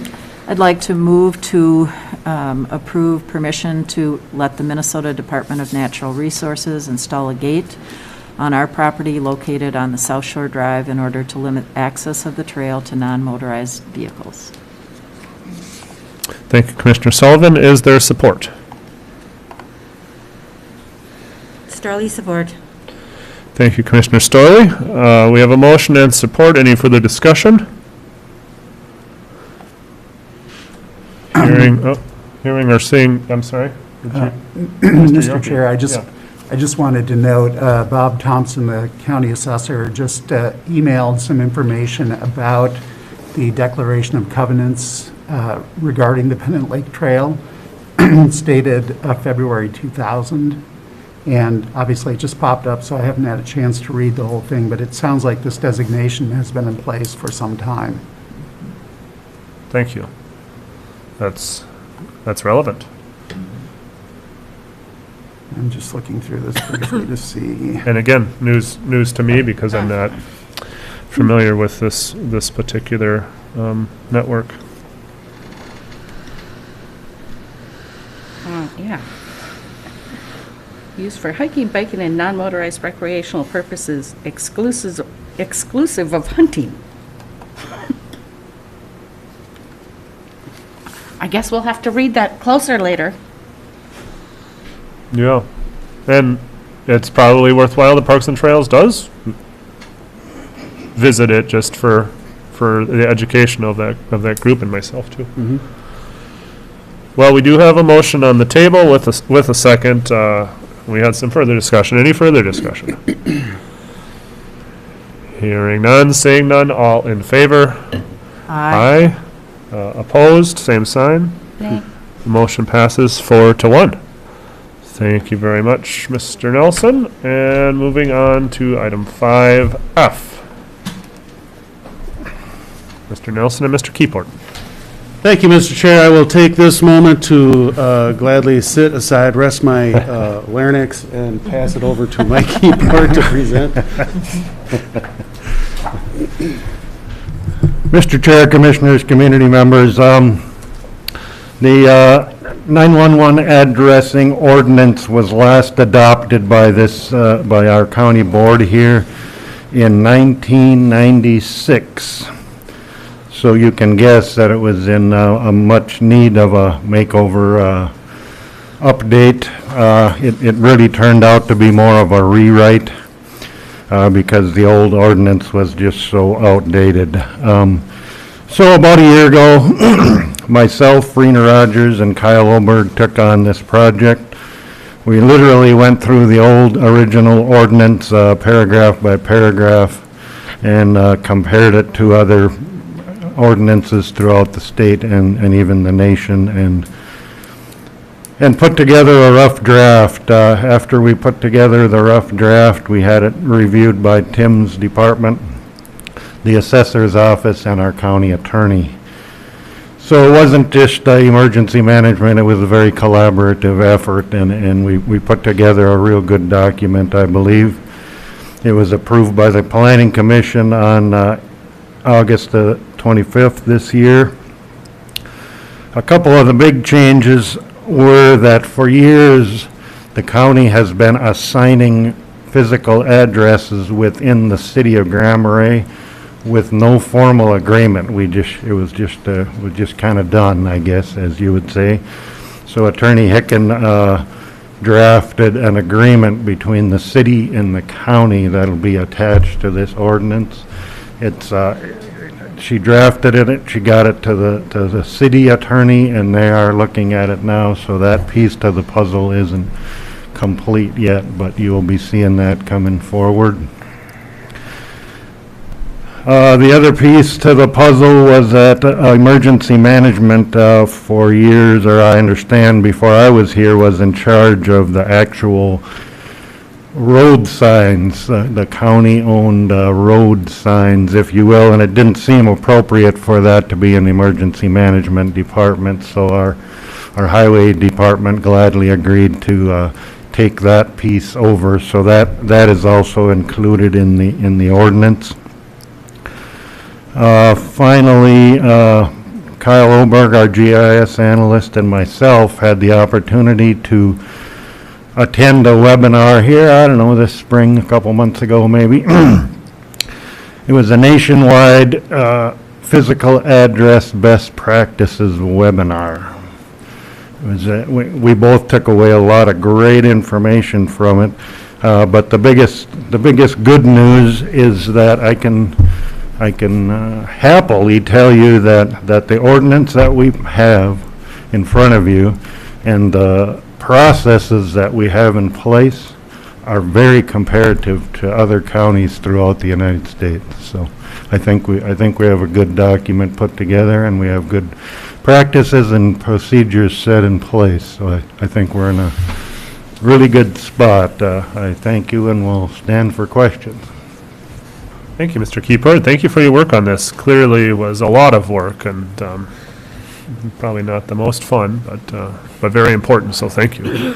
Any questions or comments from commissioners?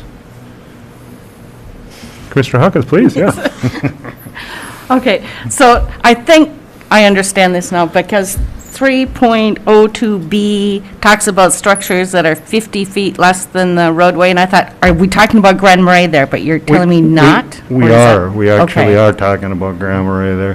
That's right. where it gets into are you gonna want the blue sign in your front yard? Okay. Or the block letters on your front door of your house, for instance, so. Okay, I That's just what- wanted to clarify, Yep, because yep. that's what I thought when I read it, but then Yes, when you said we're yes. going to get another attachment later, I thought, well. No, maybe I- no, that's just an agreement that Maldi wanted in place, just so we have something formal Okay, on, between the county and the city where there's never been before, so. yeah, I think that's, And I think Good. that's, and I thank you for your yeah. work on this. I know Yeah. you put many hours into this, and I appreciate it. We did. I have one more question. Sure. Under the very end, effectuation, anyway, it says, public hearings were held by the Cook County Planning Commission on date and by the Cook County Board of Commissioners on, did we hold a public hearing? Not on On this, it? nope, nope. Are we going to, I mean, Is I'm that just- something we I'm need to do? confused. Oh, okay. We do not need to do that. It was covered in the planning commission, is that? Or, please, Yeah. Mr. Nelson. Well, Mr. Chair, and that's a good question, and it's good that you bring these questions out to clarify the language that's in there. The Board of Commissioners, many years ago, delegated the conducting of public hearings to the Planning Commission. So we have it set so that as far as ordinances and other types of requests go, the public hearings that are held before the Board of Commissioners are very narrow in scope, like the subordinate service district and stuff like that. But for this sake, there is no requirement to have a public hearing in front of the Board of Commissioners. That's delegated to the Planning Commission. Planning Commission recommended, so the language should probably be changed to reflect that when the actual public hearing was in front of the Planning Commission, and then this is a public meeting, not a public hearing. thank you for clarifying. See, I have so much to learn, and I appreciate you being patient with me. Well, and you're so great with details, so there's no need for, you're not pushing my patience at all. I really appreciate it. Another question I had, Mr. Keyport, is just if there's been any communication with Grand Portage and how, these services go up into the reservation or not, or? They do go to Grand Portage via their land use manager, but they're under the same system that the county is, and they're assigned in the same manner, so. Okay, great. Thank you. All right, any other questions? Looks like not so much, so I'd entertain a motion. Mr. Chair, Commissioner Swalson. I would motion to adopt the amended addressing ordinance as stated. Thank you, Commissioner Swalson. We have a motion. Is there support? Support. Thank you, Commissioner Hawkins. We have a motion and support. Any further discussion? Hearing none, seeing none. All in favor? Aye. Opposed, same sign. Motion passes unanimously. Thank you, Mr. Thank Keyport. you. Thank you, Mr. Nelson. Moving on to item 5G. Thank you, Mr. Chair. Now we can talk a little trash. Last item on my plate for you guys is just the replacement of the dumpsters at our Tofty Transfer Station. Several decades old. They were old before I came on 20-some-odd years ago. They've had a really good run, and in addition to replacing them, we decided that it would be better for additional quantity. So we went up to the 8-yard dumpsters. That just lengthens the time between which they have to be tipped. And so this is just getting authorization to go ahead and cover that cost. And that is coming out of that landfill development fund, so it doesn't impact this year's budget. Thank you very much. Any questions from commissioners? Comments? Yep, Commissioner Hawkins? Thank you. Yeah, so another area I knew hardly anything about. So can you explain to me why we are collecting the garbage at the recycling area down in Tofty? It's an external transfer station. We've had that transfer station in there for decades. Why we do it? To provide just the opportunity for people on the west end to be able to bring their materials up. It predominantly, you know, we look at it as a recycling station. We park our recycling there. We get the trailers, we get the cardboard and such, but it also operates as a transfer station and just provides that other outlet. We've held collections there before with regards to waste electronics or other types of collections. Sometimes when there's a lot of materials, instead of having everybody having to come to a centralized location, we've held those collections there as well. So that almost falls into the categories because it's always been there. And do we do that at our other recycling stations that we have out east of town, up the trail? That is the only other station that we have. The other ones are unstaffed. This one is staffed and open 3 days a week. The other stations are just placement of trailers, and they're only recycled entities or quantities. They only have that the 8-bin trailers for different materials, and then the cardboard trailers. And there's 6 of them peppered throughout the county. And the only other facility that we work with is Grand Portage. We do have recycling trailers that are up there, but they only operate their own transfer station. And so I guess I'm questioning why the residents of the West End get to have a place to bring their garbage when they recycle, and the other residents of the county don't have that opportunity. That's made me think that maybe this all needs to be looked at. What are we doing, and what are the costs of providing this service to the residents, especially now that we're talking budget.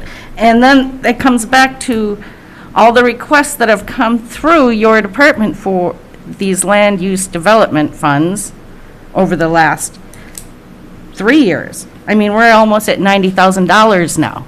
Is there a plan to, if we need equipment, we should be planning for it and not just in the middle of a budget cycle say, oh yeah, well, we've got a fund, we'll just take it out of there. I really want to see all of our departments have a operating budget that totally reflects what it is costing taxpayers for that department. And so this is one that, I mean, we had a glass crusher, a forklift, a trailer, and another trailer, and now dumpsters. What else, what's coming next? Well, and to clarify, you're not talking about operating, you're talking about capital, right? Well, this is capital stuff. Yeah. But Because all county departments do have an operating budget. That's, but we should be planning, if we need this to do our business, we should be planning a budget line for that, in that budget, and not relying on a fund that someday is going to run out. Mr. Nelson, please. Thank you, Mr. Chair and Commissioner Hawkins. Yeah, I've had this discussion with the Board of Commissioners before several years ago, and we actually did institute a plan. And what that plan is that we do have that fund that's set aside, and I try vigorously to keep other departments from getting their vine grabbers into that fund and take it for other purposes, because it should be strictly for recycling and or solid waste type of activities and such. But we did many years ago make the plan to go ahead and replenish that at the tune of $20,000 a year. So I do have an element in my budget of $20,000 a year. Sometimes I spend out more than $20,000, but many years I don't spend any at all. So that $20,000 a year is intended to go ahead and replenish or keep that fund going.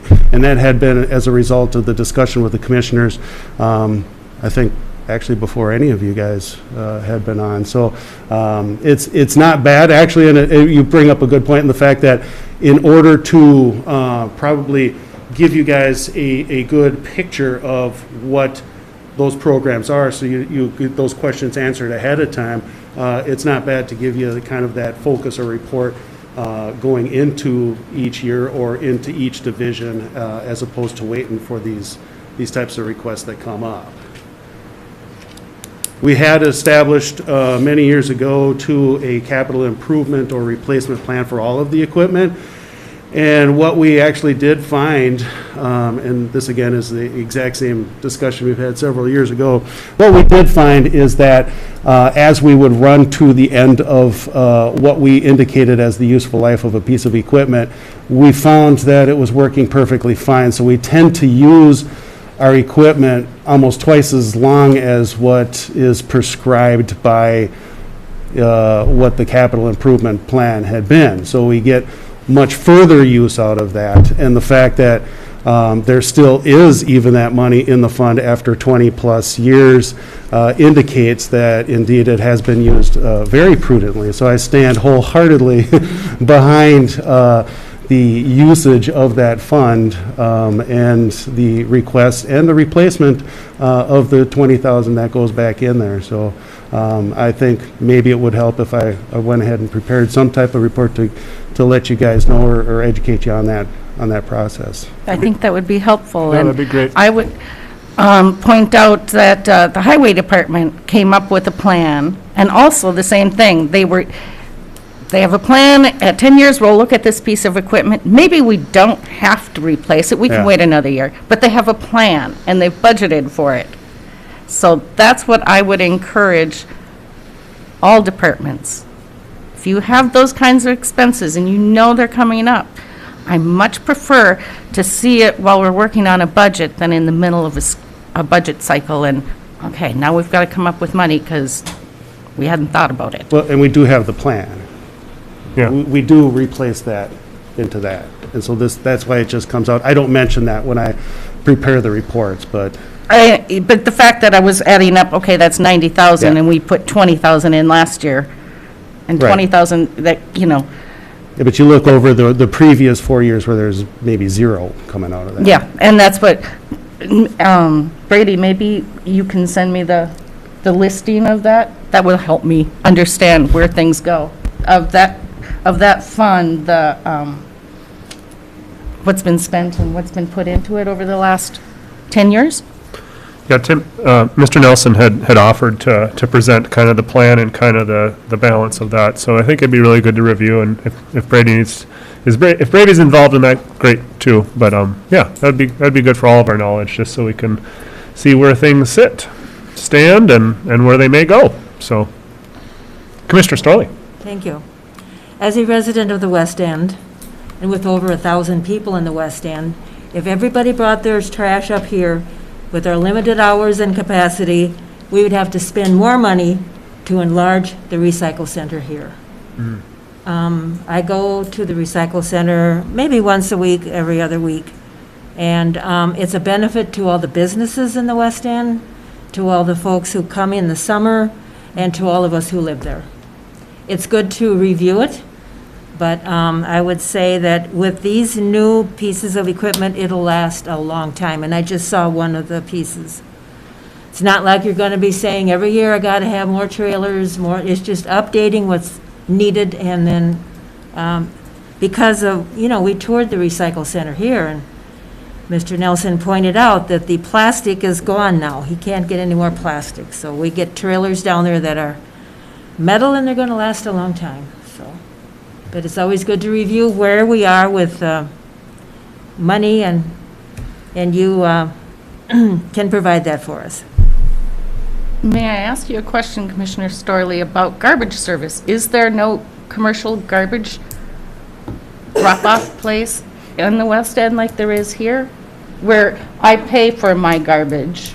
People have that choice. Richie Nelson has that choice. So my question is, why does the county not just tell the West End residents to use a commercial service? Why do we provide that service? Is, I guess, my question of why we do things.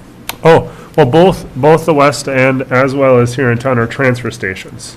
And so we have that staffed at both ends. And so I think that's maybe the long Yeah, and maybe, because I don't see that in the budget, I guess. I'm just confused. Still learning about the budget. We'll get there next. Yeah, no, that's good. And yeah, as when I first moved to Cook County, I lived in the West End, and boy, was I thankful for that option of having a transfer station there, because I did come to town, but it was at that time in my life, it was quite a chore.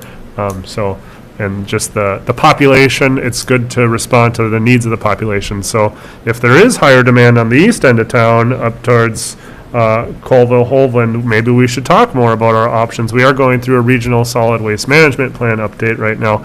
I don't know if it would fall into that discussion, but even up the trail, and I know people have learned how to manage their trash on both those areas. So, but it's always good to have these conversations to see if there is more demand or more services required or not. But Mr. Nelson, please. Yes, thank you, Mr. Chair. And I was going to bring up the fact that we do have this regional solid waste planning, and what it does is we are originally starting off with kind of the regional look as to how we can collaborate and get better economies of scale.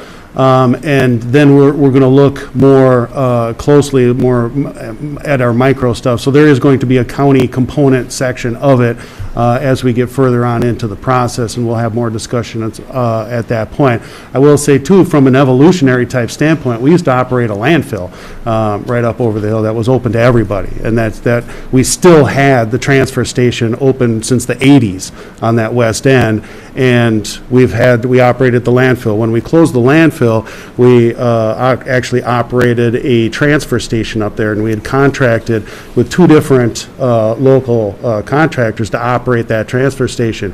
For economies of scale, we couldn't make that work, and so we closed off that transfer station. That one works, economies of scale. So there's been an evolution of how we've handled the solid waste over the course of the years, and as we enter into that further into the planning process, we'll have more of those discussions. Yeah, and sitting in on the kind of the regional planning session, it was really interesting to, and this is just number one out of I don't know how many, but it was just really interesting to hear about a lot of the thinking in solid waste management is kind of in preventative.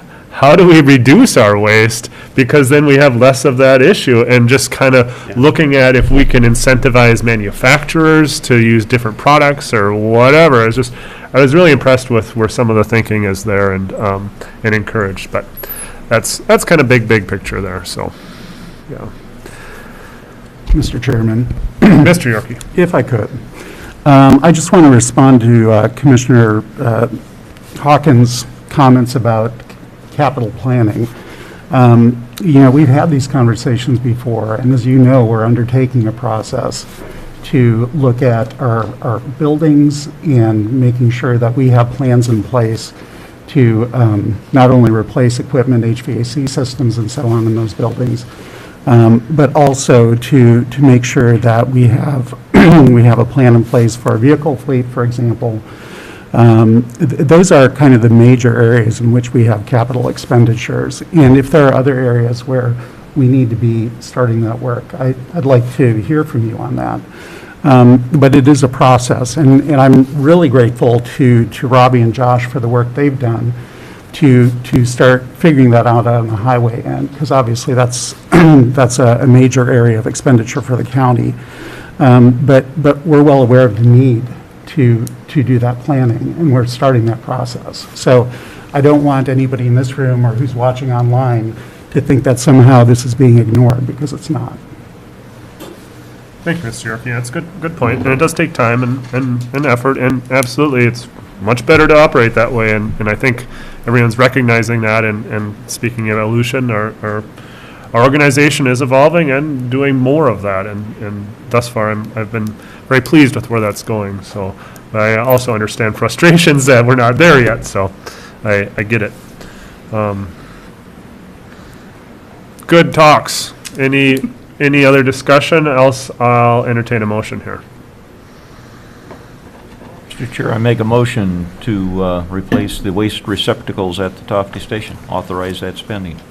Thank you, Commissioner Swalson. We have a motion. Is there support? Storley, support. Thank you, Commissioner Storley. Motion and support. Any further discussion? Hearing or seeing none. All in favor? Aye. Opposed, same sign. Motion passes unanimously. And I would, okay, hi guys. Well, I was gonna say I was gonna move to take a break, but I think this next item might be fairly quick. So. Well, I'm gonna shake the dice here, huh? I don't have any questions. Take Buddy. a long break. Yeah, no, I think we can move on to item 6A here if you're ready, gentlemen. Thank you, Mr. Nelson. Have a wonderful day.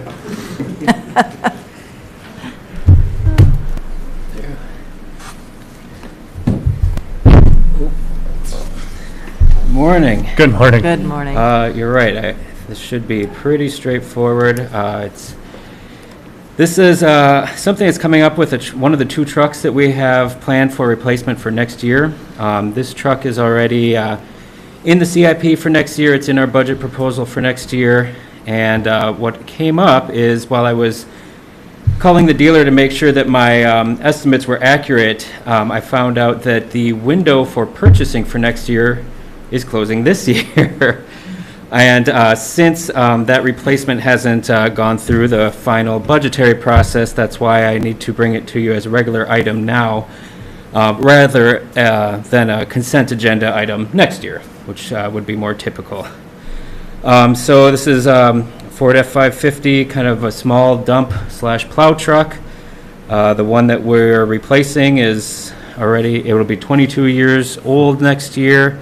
So it's already beyond the 20-year window that we had set up with our equipment replacement policy. I did ask them, if we miss this window, when is the next, when will be our next opportunity? And they flat out don't know. So there could be none. There could be no chance to purchase next year with the way, new vehicle purchases have been lately.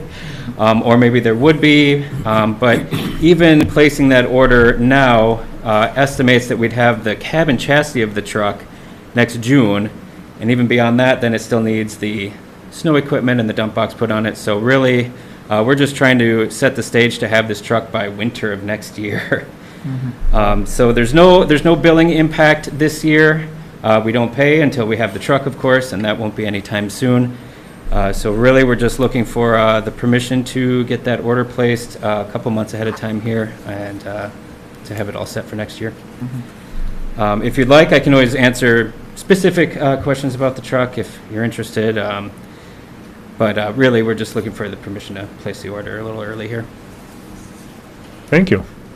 Any questions, comments from commissioners? I understand the timing, and yeah, that's good on you for discovering that, so we can be with it next year. That's a boon as far as I'm concerned. So thank you. Doesn't look like there's other questions. Commissioner Sullivan, thank you. Does a chip come with the truck? I sure hope so. Although maybe a few less computer chips in our trucks would be desirable as well. All right.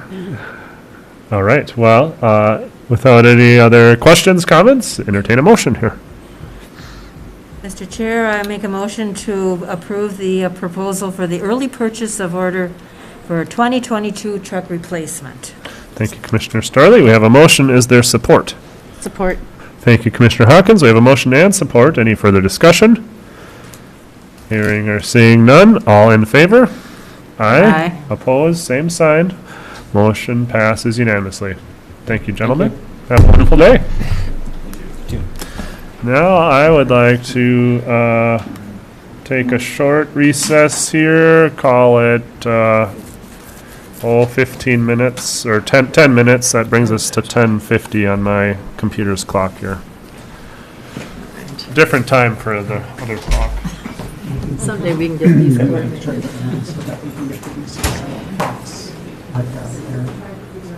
They've been waiting a long time. Wow. Sure. Yep.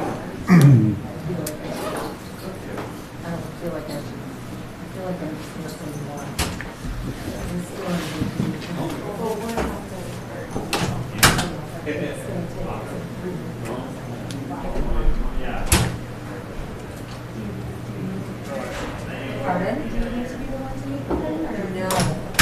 Can I take that off your plate? You can. Okay. That would be awesome. Yes. I'll meet with Tim. Do you know the issue? You can explain it to me. There's a crack, I know that, down by the drainage. comes back toward the info center door. Okay. Should not be there. Yep. Needs to be repaired.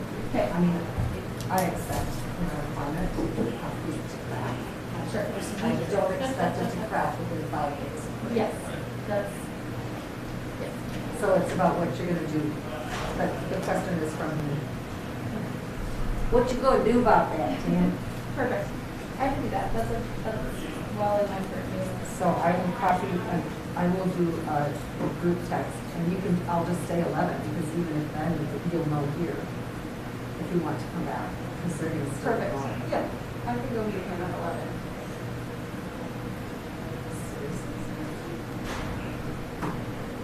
No questions in this one. Questions in this $1,000 for transfer station. And why should I include some of this in great service? Maybe we should do that.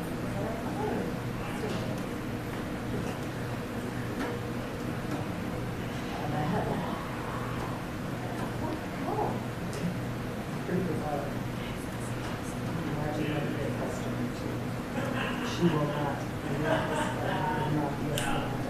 No, there will be something. We don't want to put.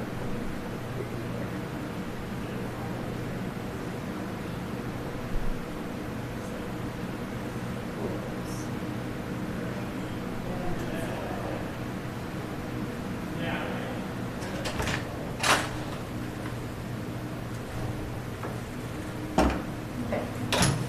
So our meeting is at 11. Anything else we can do? How does the rest of family business go, Chanel? Hi, Dave. Hi, Dave. Nice. Hi, Dave. We're talking about shuffling things a little bit, just so you can get out of here sooner rather than waiting through all of Brady's stuff, so. Oh, nice. Didn't know That's if you- very nice. Didn't know We were what your just time frame was shuffling like, but- ours, Ah. because I was trying to meet with the contractor on a crack in the cement pond. Oh, pond? In the cement, in front of the building, there's a crack. Yeah, And I already? arrived at day 5, so I'm trying to arrange, Lily was just going to do that, so. A But- crack where it's not supposed to be, I think. Exactly, brand new crack, brand new cement. Ish. Expected after a year of winter, Yeah. maybe. Maybe. They're supposed to crack where you want them to crack, Right, right? in the lines that we put in purposely. So I'm just gonna still have her do that. So you do what you can do, or what Okay. you want to do, okay? Yep, we'll see if Respect totally your timeline. see if the board is All right. willing. That'd be awesome. Hey Dave, how did the Costa Rica meeting go the other night? It was good. Not a whole lot of participation, but it was still good. Very inspiring, just the slideshow. But, yeah, it was very strange because when we got back from Costa Rica, it was straight to quarantine. Right. And then straight to business. And it was just like all systems go, you know, so it was just a very strange time. It was just that slideshow was just so inspiring because the feelings that at least I had, and I think a lot of line for people. coffee. There's a line. Oh, excuse me. The chaperones were just like, this is magic. Yeah, there's a whole other world out there, another way of living, climate. You know, it's just like everything is so different. So Brady, sometime I'm yeah, gonna I bring was Fika really inspired. ground just coffee. looking at it. But we'll have to tell Dave to watch how Remember many that feeling. spoons. I remember that temperature. How many that spoons he puts food, in, yeah, because Fika coffee is really strong. It's pretty good, so that was just. really good, really Oh, good. I think the kids all had a good time getting together, because That'll keep I us bought some awake. once. pandemic now, everyone's up at a big school in high school, you know, so. And both there's a different culture there as well Oh, as did you? Oh. just how people age and stuff. Strong. Teenagers, maybe can move different ways, you know, everything. Between teen. Yeah, yeah. So it was great. It was great. Sure. We played Avalon, which is, yeah. I can't remember the genre anymore. Like hidden role, like a strategic game, like a mystery kind of. Cool. Yep. So. Thanks for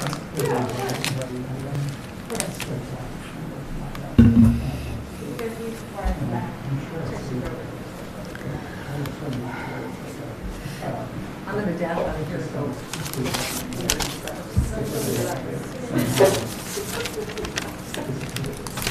Now I can't move on down there.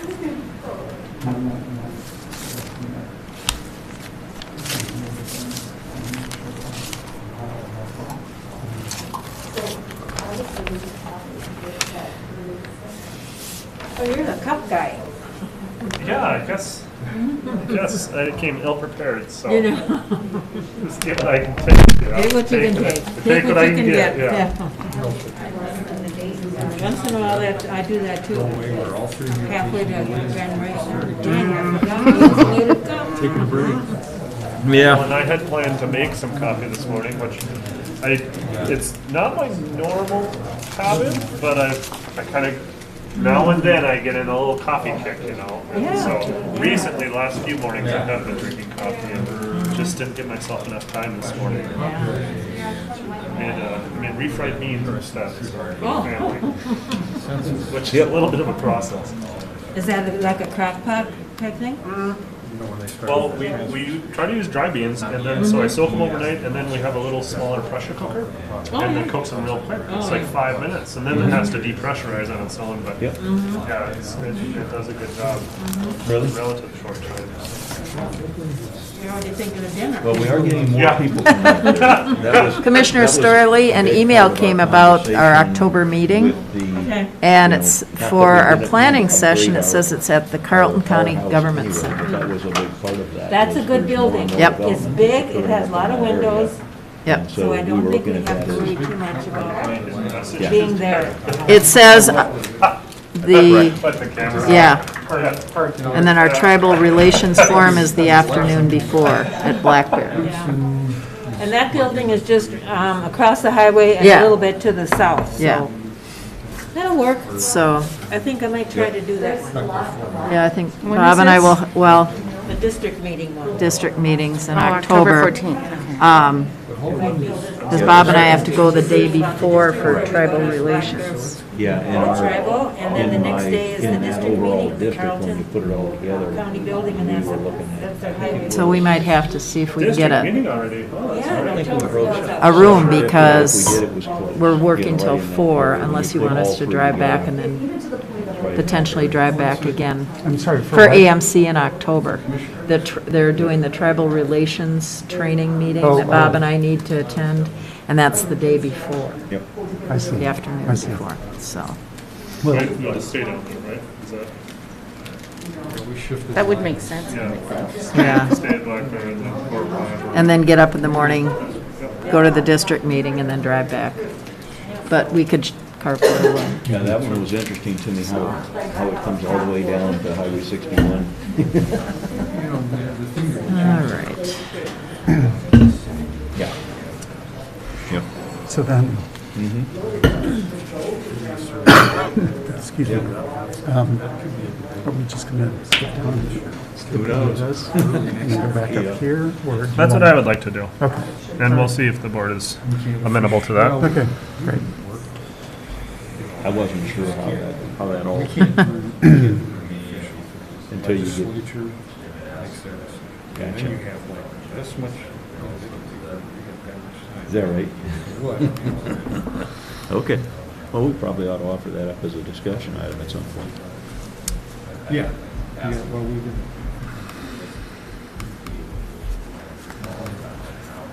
All right. I'd like to call the meeting of the Board of Commissioners back into order, 10:50 on September 14th, 2021.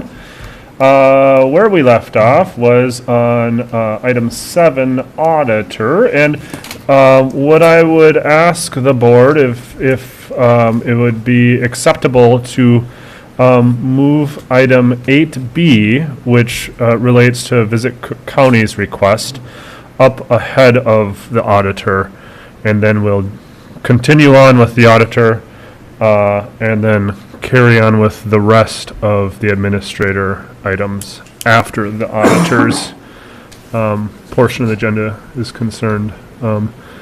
Any concerns about that, or is that okay? Okay. I think it would be fine. Our guests have been waiting a long time. Okay, okay. Very good. Then, I guess I'll go ahead and do that. We'll move down to 8B, which the item is endorse visit Cook County's request for state legislative approval to renew the 1% lodging tax. Mr. Yorkie. Yes, thank you, Mr. Chair. And this is on my section of the agenda, but really this item belongs to Visit Cook County, who's been here a couple of times to talk about their efforts to renew the 1% lodging tax, which expires in November of 2023. This tax goes to support a variety of marketing activities that the Convention and Visitors Bureau undertakes. And it's a critical part of their efforts to promote Cook County as a destination for visitors. So attached to this item is the presentation that Visit Cook County gave at the last Committee of the Whole, and I don't really have anything more to say about it other than the recommendation is to approve or to endorse their request for approval to renew the tax. Well, thank you, Mr. Yorkie. And we have had a good amount of discussion here, and I've heard from many businesses in their support of this. I've also heard concerns from citizens about the implications of this, and it's been really helpful to have these conversations with the public and to kind of dive a little deeper into some of the challenges that we're facing as a community and some of the potential solutions and just how lines can get blurred in that conversation and we're all connected. It's all connected. So we've gone around quite a bit. I don't know if there's further questions or comments from commissioners at this point, but please bring them forward if there's any further thoughts, comments, questions. Commissioner Hawkins. Yeah, I just want to comment that I think, we need to go ahead and renew the 1% lodging tax. I support that. I am still not sold that we couldn't work with our legislature to add some other language in there. There are other cities, there's other places that do use lodging tax, not just for marketing and promotion of events. So it's not like it's unforeseen. So I will support, we need to renew this. But I'm going to continue to push for the right kind of language that we can use it for recreational activities or something, events, other, a wider range, I guess is what I'm trying to say. More flexibility. Yes. Yeah. No, and I think we're all on the same page that we want a little more, we want to address our community's needs as best as we can. And so if there's things that are restricting us from doing that, we want to address that and try to figure out a way to amend that. But, and I think we will continue to do that from a number of avenues is where I'm seeing it. But thank you for Yep. bringing that forward. Yes, you had something else. And I'm going to ask one more thing from our auditor. I know that just recently we increased the fee for the administration of this lodging tax to 1.5%. It had been 1 for previous life of all of this. Can you tell me what other counties or cities charge or what the state charges entities for administering grants and taxes like this? I would want to take a look at that and get back to you. I just want to make sure we're in line with everybody else, and I'm sure it varies. I'm sure some use the entire 5%. I don't want to say that for certain. But I'll come back. all right, thank you. It's a good question, too. All right. Commissioner Storley. Thank you, Chairman Mills. I just want to thank them for all the hard work they do year after year after year for this. And if the day comes that there's other ways to look at the money, fine. But for now, great job being done, and I appreciate what you do.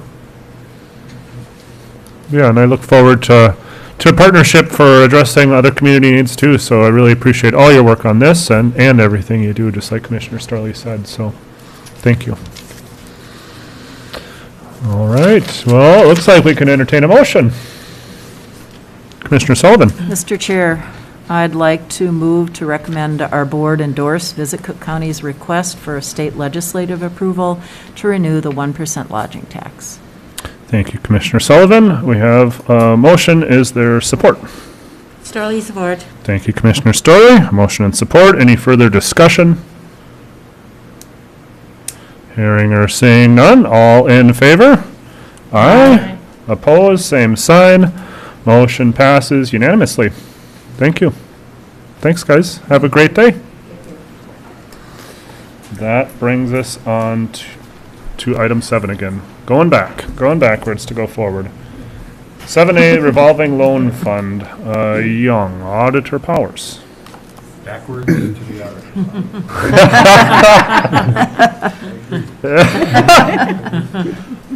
First item is that revolving loan fund request. Came from Ted and Barb Young. Ted and Barb Young of Boundary Country Trekking. It's for purchase of a snowmobile for their yurt business. And they've asked for this before under the, let's say, the heading of the Banadad Trail Association. So they're part of that. And we've had at least 2 loans through the Banadad Trail Association for snowmobiles to maintain that trail system. This is outside of that. They run a yurt business and a bed and breakfast, but it's also, it would be used as a backup for the Banadad Trail Association. And the committee, since it's not directly to the Trail Association, which the committee is very familiar with, they said, meaning the Revolving Loan Fund Committee, recommended approval of this with a security agreement with the Banadad Trail Association for that loan, which they have agreed to, enthusiastically, I should say. So, because it is partly for them, and they also support the Youngs in their efforts to keep this yurt business alive. And this would be, they're still debating among themselves as to whether it would be a 5 or a 7 year. We'll offer either one. So either a 5 or a 7 year plan. We would probably do a UCC on the snowmobile, and then we would have the security agreements with the Banadad Trail Association. Thank you, Auditor Powers. Any questions for Brady? Or further comments on the, oh, Commissioner Starley, thank you. Thank you, Mr. Chairman. This is such a unique business. The snowmobile is used to bring your luggage to the yurt when we were out there. So you ski in, obviously. The snowmobile brings your overnight luggage, and it's a tough one if the snowmobile doesn't work. They tell you ahead of time, you'll have to bring everything on your back if it doesn't work. So that's how it's really important to their business. And I think they also, or they used to, if they wanted dinner, they would bring hot meals out to the yurts also. Yep. One of them is quite a distance, actually. So. Yeah. Luxury remote camping. Yeah. Wow. Oh, great. Any questions or further discussion here? Else, I'd entertain a motion. Mr. Chair, I would move to approve the $5,000 loan to Ted and Barb Young of Boundary Water Country Trekking. Thank you, Commissioner Swanson. We have a motion. Is there support? Starley, support. Thank you, Commissioner Starley. We have a motion and support. Any further discussion? Hearing or seeing none. All in favor? Aye. Aye. Opposed? Same sign. Motion passes unanimously. Thank you, Auditor Powers. Moving on to 7B. And that's another revolving loan fund request, Mr. Chair. This is from Adam and Micah Haryu for a $30,000 loan with a 10-year term, and this is to purchase a lot in the BDA and construct a small building for office space and to house the equipment for their business. They design and build, they call it natural surface biking and hiking trails. You'll know the Pincushion biking trails. That was mostly their work. They work a lot on the West End trails, and they do a lot, as winter approaches, they go south. They go to Colorado and other places, so they're pretty much a year-round business now, and they've outgrown their city lot for putting all the equipment on. So they are putting, they didn't go to a bank, they're using their own funds as 2/3 of the project cost, and then the 1/3 that's allowed would be from the county. And we looked at their financial statements, they're very strong, and would probably be sufficient just to have their security agreement and personal guarantee given their strength. But that's the request. Thank you, Auditor Powers. Any questions or comments from commissioners?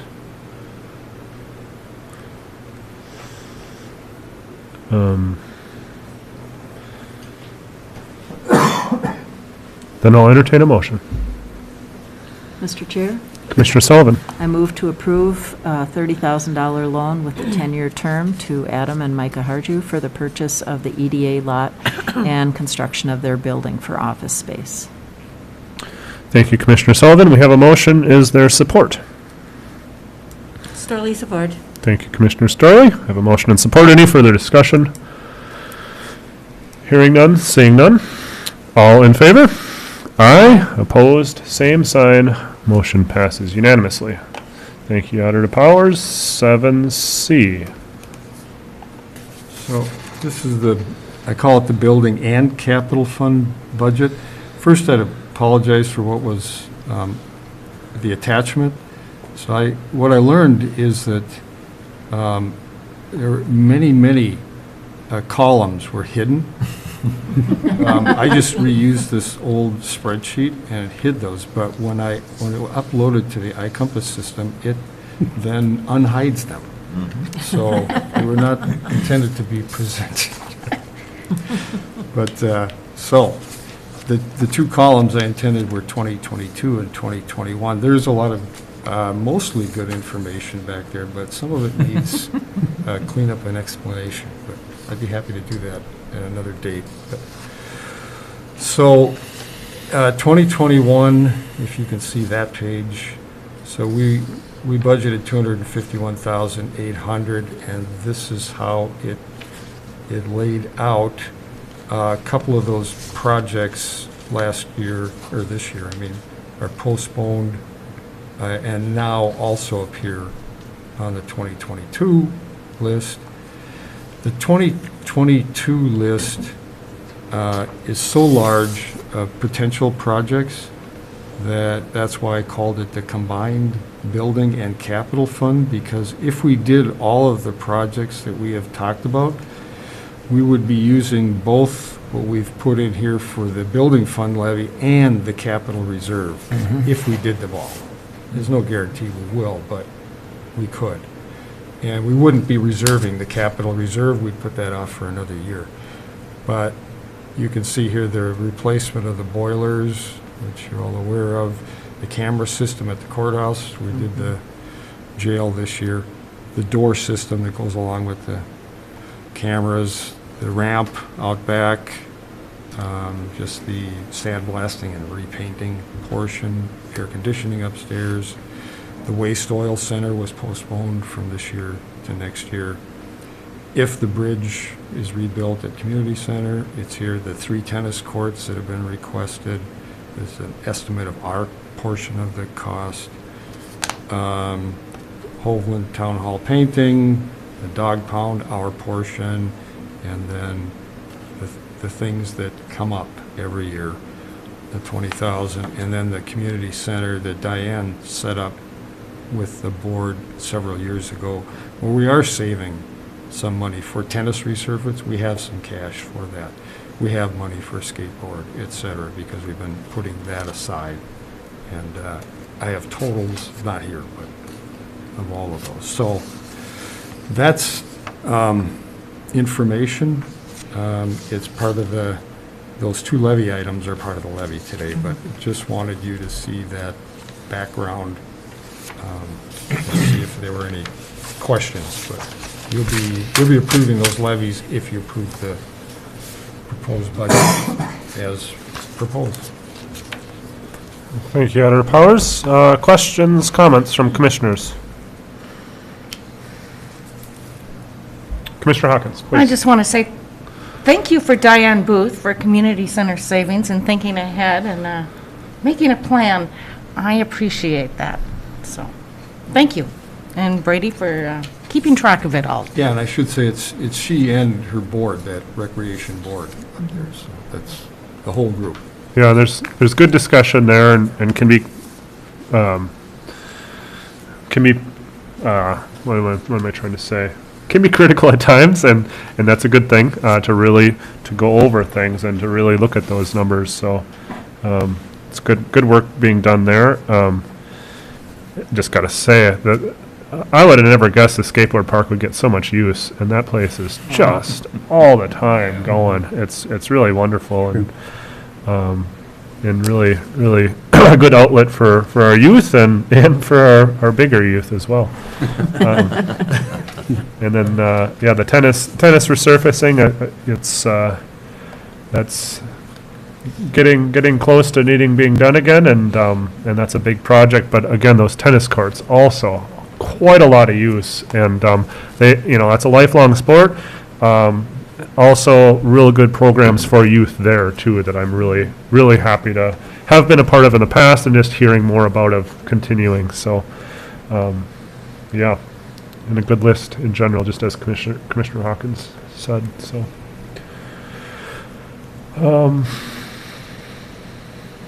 well, that's that. So, yeah. We don't need any motion there, eh? No motion. That moves on to 7D. So, yeah, I just wanted to give you a fund balance report. We don't actually have our audit for 2020 yet, but we had the draft numbers. And so a lot of changes here from what you saw, because Dave, I think you asked yesterday. Yeah. About where's the set aside for the BWCA money, and it actually got missed. I checked with the state auditors. They didn't see it on, so that's on top of what we see here. Well, what it is that what we're setting aside is actually an assignment. Okay. So I'm going to give you the new numbers rather than unassigned. It's just it's in our books already. That's We've good. already set it aside. Okay, good. And the other question was what year? So we've got the 2 years for which we've received the money, because 2019 federal money we received in April of 2020. And so now we've received the next year, this May or June, I forget which month. So it's 2 years that we've set aside that BWC money pending their reappraisal. So now what you see on here, the unassigned is actually $10,293,840, because we got just over $1 million that we've set aside for that reappraisal. So instead of 11,453, it's $10,293,000. I'll give you an updated report with these on there, which is actually 94.56% of the current general fund expenses. Okay. And so by the fiscal policy, we set the goal at 75%. So now with these readjusted numbers, the percentage is 94.56, which is still significantly over 75. And the unassigned in excess of that 75% is $2,129,012. So that's number significant when we're looking at setting aside money for like septic systems.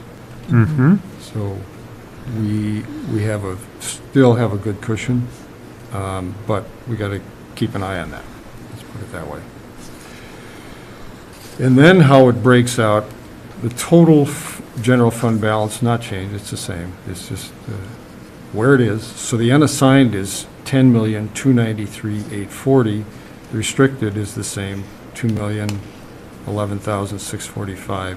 But the assigned is 2,245,094. And hopefully that reappraisal comes back positive and we can unassign all of that.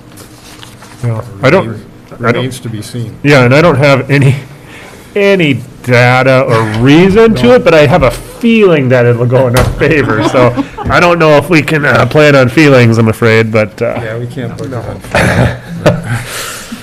So that's Interesting. Yeah. So that's all I have. Okay, well when I saw that 105%, I thought, whoa, and, Yeah. that, I want a healthy fund balance, but that made it to the point where it made me feel uncomfortable. Even though we know we're going to be having these significant capital improvements to do, we're going to use it. It just while it's sitting there, it doesn't feel right. As we further develop our capital improvement plan and prioritizing that, we're going to be assigning some of the unassigned, I presume, but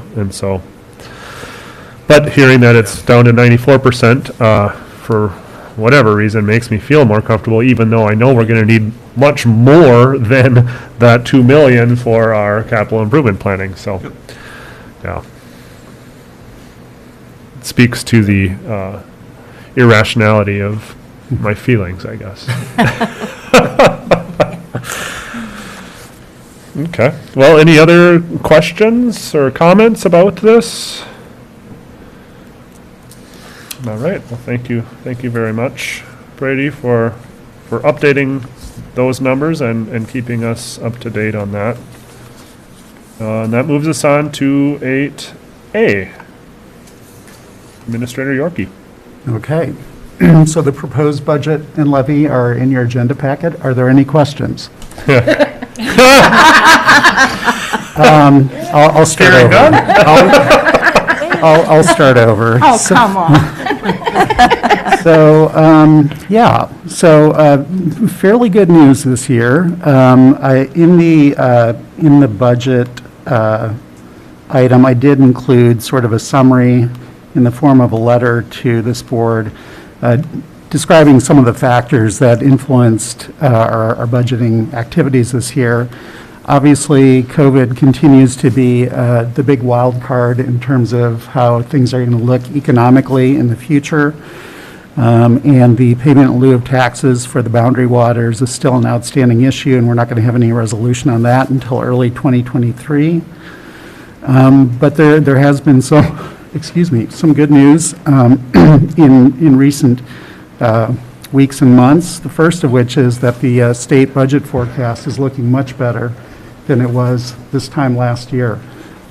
We were expecting major deficits both for the biennium just ended and then the current one as well.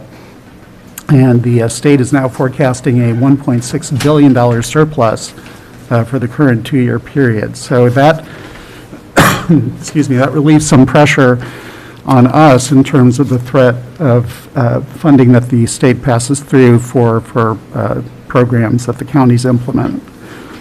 The other thing is we did have a meeting in April regarding the payment in lieu of taxes for the Boundary Waters with the Forest Service. That reappraisal is being conducted currently, and there's going to be a preliminary report in the first part of next year that will give us an indication of how that appraisal is going to turn out. We will have a chance to respond to that, and then the U.S. Forest Service will finalize its decision on the appraisal, as I said, in early 2023. So I'm cautiously optimistic that that's going to look better for us than it did the last time it was conducted.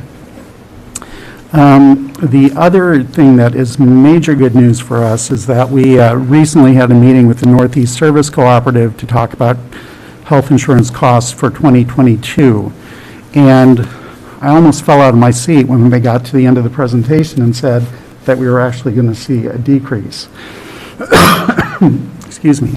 And as the letter indicates, it's primarily because our utilization decreased in the last 12 months. And that may be related to folks going to the doctor less because of COVID and also elective surgeries. A lot of hospitals canceled those as they scaled up for receiving COVID patients. So the bottom line is that the service co-op was going to give us a 4.3% decrease on our premiums for next year. They also took an additional 5% out of their reserves to bring the total decrease to 9.3% for the year. And because that is a big portion of our personnel expenses, that again relieves some pressure on the levy. So other things to note, the budget proposal does include a 2.5% cost of living adjustment for county staff. That's a recommendation that I'm making based on looking at inflation forecasts, both for the current year and then also moving forward. I think 2.5% is a reasonable level of COLA to offer. Excuse me, and I've also checked with other counties, and most of them are budgeting between 2 and 2.5% for COLA for next year. Excuse me. And the other thing to note about the budget proposal is that there is a $125,000 line item for the funding of the new Cook County Housing and Redevelopment Authority, which we discussed at length over the last number of months and whose creation you approved at the last meeting. This is a big step forward for the county in addressing our housing needs, and I'm really excited that we're moving forward on it. And we are collecting, I'll just remind folks who may be listening that we are collecting applications for membership on the HRA Board of Directors. Those applications are due September 22nd. And if you're interested in applying, you can get an application on the county's homepage. So the upshot of all of this, if you look at page 8 of the agenda item, the current proposed levy for, pardon me. I will say, I did recently have a COVID test because my allergies have been going insane. And so I am negative for COVID, so if anybody's wondering about that. The bottom line is that the proposed levy for 2022 is 3.92%. And again, that benefits from the decreased health insurance costs primarily. And that's pretty much it. I did include, obviously, you've got line item budgets for all the departments and funds, and then also summary budgets for Public Health and Human Services and the Highway Department, which have presented at earlier meetings. So I will pause there and see if there are any questions. Thank you, Mr. Yorkie. Questions? Commissioner Storley. Thank you, Chairman Mills. I do not have any questions. I have a big thank you. This is the best report I have seen in my whole entire life. Okay. I've been on the board. It is succinct. The cover letter is great, and each of the departments is easy to read. You don't fumble through pages after pages that go in all different directions, having served on the Budget Committee for 2 years. I wanted it simpler, and you did it. And Thank I you. want to thank the whole group. So who are you? James, the administrator? Well, I mean, Brady? it's a team effort, Okay, yeah. okay. Brady and his staff put a lot of work into this, Huge amount. yeah. It is, even though it took a little while to read through it. I appreciate everything that all of you did. Thank you. Thank you, Commissioner Storley. Agreed. Other comments or questions? Commissioner Hawkins, please. Yeah. Yeah. No, thank you. I appreciate the work you put into this, and it does make it easier to see for the public. I agree. But of course, I have a couple questions. I'm just trying to figure out, so the Highway Department where it says expenses, revenues, and proposed levy. But if you go down to Lisa's report, I'm just trying to understand how the two relate to each other. So if you go down to the highway department, her big spreadsheet, and there was the total revenues and then what it said for levy, and those two numbers didn't match. And I'm just wondering, what am I looking at wrong? Just a minute. Can you both say the page and then the Sorry. line number? I just clicked on the wrong thing and I That's okay. went away. We'll get there. So, where does it say? I'm on Oh, page 57. 50, yeah, so on total budget expenditures on page 57. It says 16,479,454. And then if you go to the next page where it says revenues, total revenues, but that included the tax levy of 2420212. And I'm just trying to put that with the first page. How the spreadsheet connected, or was this a different spreadsheet? It should match. We're on page 59 then? Is that right? Total revenues? Yeah. Yeah. Line 54. And sorry, April, I don't know the, that's That the page whole big one there. 209 is, Okay, I was just confused on, okay, no, 2420, because, oh, shoot. yeah, 2,000, 420 is 420, 212. 212 Of is course, I the, don't have that piece. Yep. Well, no, Okay. different. All right. I just wanted to make sure that I was looking at the right things when, because it does come off that yellow sheet, correct? So the Yellow numbers, spreadsheet, the yeah. numbers in the Okay. table on page 209 of the budget, of the agenda packet right. should correspond to the numbers at the bottom of, on page 3 of the highway spreadsheet. And you're saying, Well, I was, I'm looking at those right now, it looks like total expenditures match. where was I? Oh, shoot, I was on the page. Back to, okay. The budget overview. I'm sorry, page 55, Okay. where it says budget revenue, budget expense levy, net budget. But that is really without the fund balance? I just want to make sure I'm, So, a couple of things.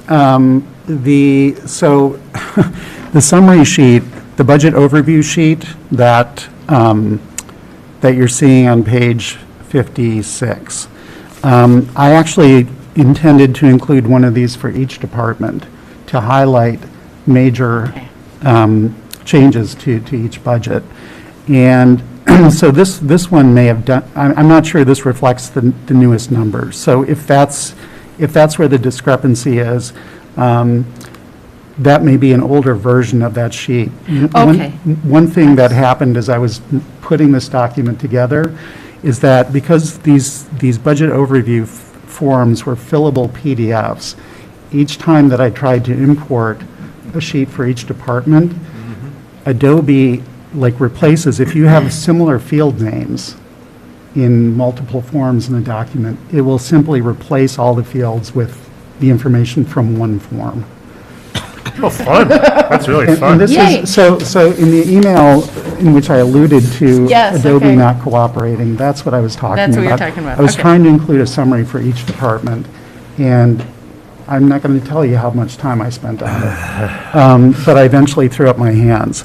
So all of that to say, this budget overview sheet, I'm not confident it reflects the latest information, but the numbers in the proposed budget and levy sheet on page 209 should, Small screen. should okay, yep. correspond to With- the numbers at the bottom of the highway spreadsheet. That's page 3. okay, that's, okay. I Yeah. just wanted to make sure Yeah. that, because, My thank apologies you. for the confusion. They No, I do. just, I kind of thought, well, there must be something else They in there. match. Okay, thank you.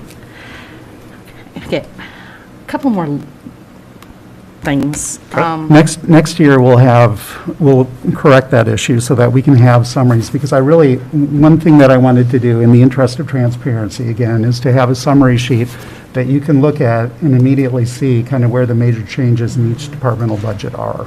I appreciated that. That Yeah. was helpful. Yeah, so, great idea, flawed execution. Computers. So, let's taking a look at the Board of Commissioners, expenses and levy. Telephone. I was just wondering, I thought departments got charged telephone costs for the telephone. That's all me.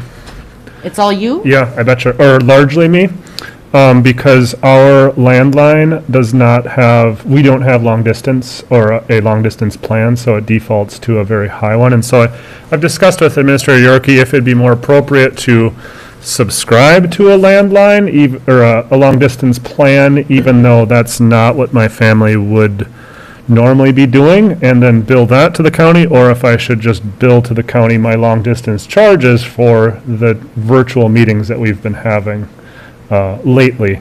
And my hope was that we wouldn't be having as many virtual meetings, because I thought the pandemic would be waning. And that's been the case for our meetings, right? Oftentimes there are also toll-free numbers, but not always. And so my bet would be that's mostly me there. So I don't know how better to address. And of course, my cell phone reception is marginal. So that's why I'm doing the landline with long distance. So does that make sense? Does that make sense? Do you have that answers suggestions? Why? Yeah. I guess we need, maybe as a board, to talk about commissioner compensation and what's included in that. I think maybe we should do that as a group, but. Sure. Thank you for the explanation, because that's what I was like, why did that jump? Yep. Okay. Yep. And Brady asked me, what do you anticipate? And I was like, no, it's not going to be that much. But then I think Brady's a little more practical than me. And Brady likes to be very conservative, and I do Yeah, appreciate yeah, that, yeah. but that just jumped out at me. Yep. Mr. Chairman, if I could interject for a moment. Commissioner Hawkins, you mentioned commissioner compensation. And I was having a discussion with Brady about this recently. You can see the proposed budget does not include any increase in compensation for commissioners. And this is something that I believe it'd be useful for us to have a policy to, at a very minimum, at least provide cost of living adjustments for the commissioners. The base pay for commissioners has not been increased for a very long time. 2003. Since 2003. I'm willing to bet that costs have gone up since 2003. So, I think that's something that we need to consider in the future. And I know it's always fraught when elected boards are discussing their own compensation. And I would not want to be a commissioner or a city council person sitting on the dais having that conversation, because I know it's uncomfortable. But I also recognize that, over time, costs do go up. The work that you all do is very important. It's a service to the community. And I feel that we should have some kind of policy in place that allows us to, in some methodical and defensible way, and make sure that compensation goes up as inflation goes up. So how we do that and when we do that, I think we should do it. I think we should come up with a policy before the next budget cycle next year. But I don't have anything available currently to recommend an increase there. But I think there's a need. I think that's a good idea. I agree. We give our other elected officials raises, COLA, and they just get it because we give it to them. I think it should be we should have the same policy for all elected officials. Well, we don't I don't think we have a policy per se for No, we other don't. ones We either. should so have a yes, policy for yes, all yep, elected officials. Yep, yep, Yeah. And I was going to bring this up later on, just because I thought it would be a little bit longer of a conversation, but maybe now is a good time to talk about it. Or were there other questions that you wanted to address? Oh, I First? I have other questions, but Okay. no, I'm sorry. Well, and as far as, do you want to address those first? Or No, it's up to you. So when we're talking about commissioner salary, Mr. Yorkie is, I think he painted it fairly well, like, it's never a good time. It always looks bad. Us giving ourselves a raise is, no one else will advocate for us. No, I don't think there'll be any advocates for commissioners. Well, I guess aside from Mr. Yorkie and Attorney Hicken, there will be others. But I guess where I'm going is you're not going to hear it from the public at large,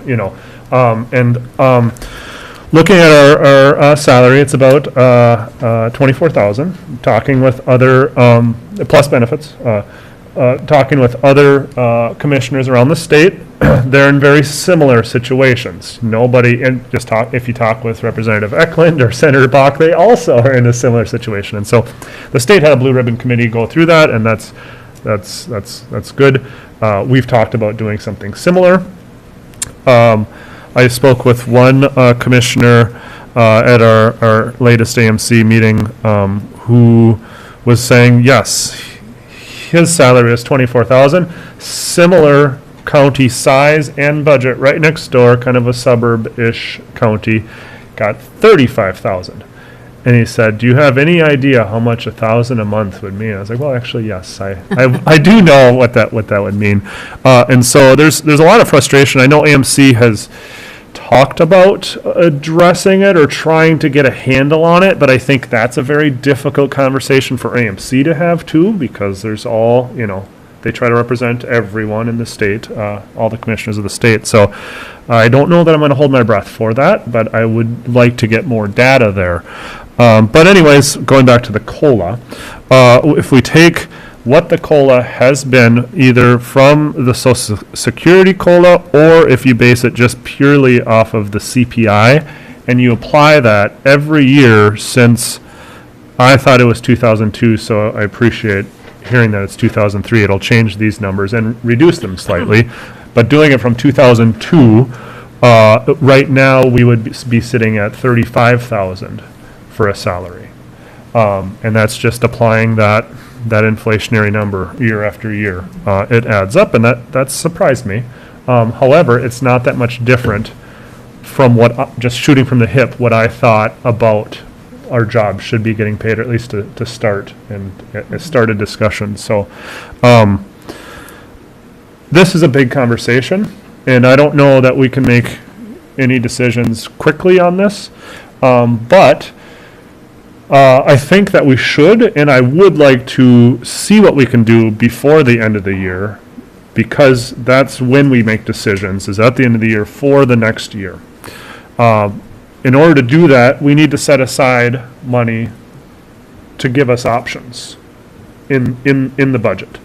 And so between that, and then now we've started conversations with our collective bargaining units, I see a need for some maneuverability or some wiggle room to navigate these things. And so I would like to suggest putting that into the budget.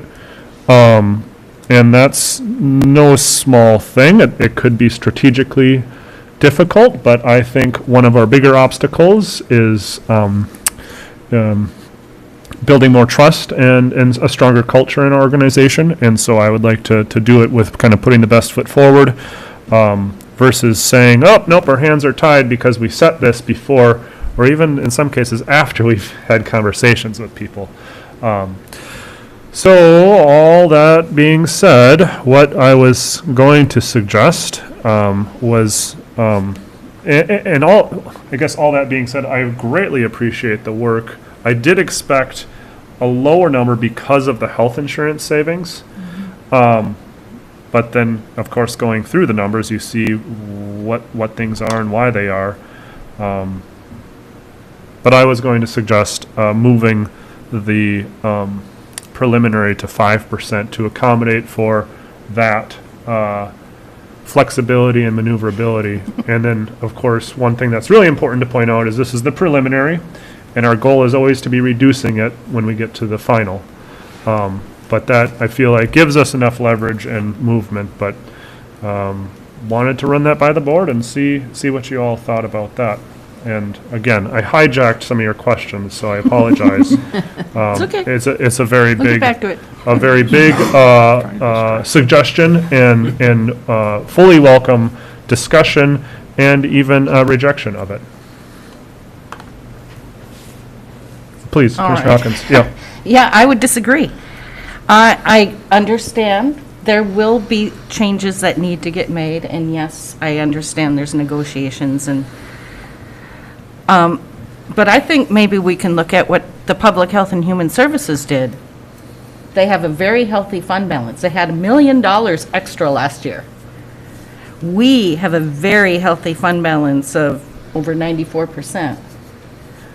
I think we could take a chunk of that and say, if we need it, if this 3.92 is not enough, or, I still question whether we need it that high. So I'm not willing to really go a whole lot more than that when we have very healthy fund balances. Yeah, and that, it certainly makes it makes the optics much more difficult. And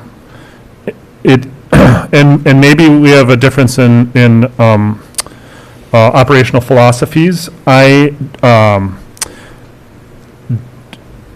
will stick to the board's policy of the 7.5%, but I don't like relying relying on the fund balance for operational costs. And so any changes that are made, of course, would have to get absorbed in the operational costs. We can't always rely on the fund balance, so we could whittle it away to get it closer to our target. But then we also know that we will be having these larger projects coming up, so it kind of feels like we'd be spending money now just to borrow it later. And that, I think, is is harder for me to swallow. Again, though, we do want to lower everything in general that we can, so I don't know. That's my response. Do we have any other, Commissioner Starley? Thank you, Chairman Mills. So what you're saying is you want a buffer. You want to go up to 5%, just in case something would develop with the Board of Commissioners' salary or any other unforeseen things. I don't know if I'd want to do 5%. I could maybe look at 4.5%. Because if you do 5, it's like, oh, we have really lots of wiggle room. And then do something maybe too rash. Yep. And Commissioner Storley, that is actually the figure I had written down on my pad when I was thinking about this, so I would agree. I think that provides us enough cushion to look at the potential for changes for the county board, but also to look at negotiations and other things as we approach that December date when we make our final decision about the levy. Very good. I'll point out at 4.5%, that will give us wiggle room. It will not give us wiggle room for both. It will not give us wiggle room for both commissioner salary and as much negotiations, at least for what's being asked. So, but I'd certainly appreciate the movement for any wiggle room. So maybe we need to do a lot of homework between now and, let's say, December 1st. To see if and where we want to go with salaries. Well, and the other point I would say is, yes, to Commissioner Hawkins' point, we can spend down our reserves if we decide to go that route. It's just that I don't feel that's a good way to operate or approach it. I would be, well, yeah. But that is an option if we wanted to do that before the end of the year. Commissioner Swalson. The other point to make is, as we say, it's preliminary. I understand your position, Commissioner Mills, on trying to, right now you're trying to cover two unknowns, right? But the rest of this also is within our control. And what we are tasked to do is to challenge it, to try to lower it anyway.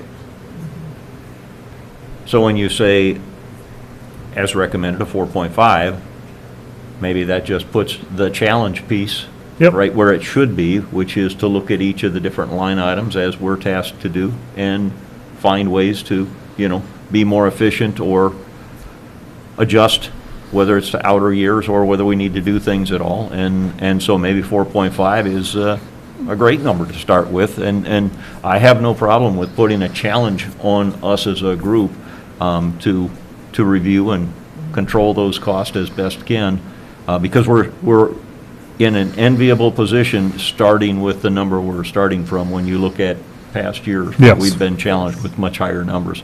And I don't want us to lose our edge in that Yep. challenge piece of that either as we go forward. That's a very good point. That's a very good point. Yep.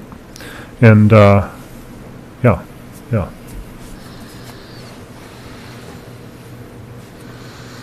Well, I wrote that down in ink, but I'm penciling it. It's just because I don't have a pencil is all.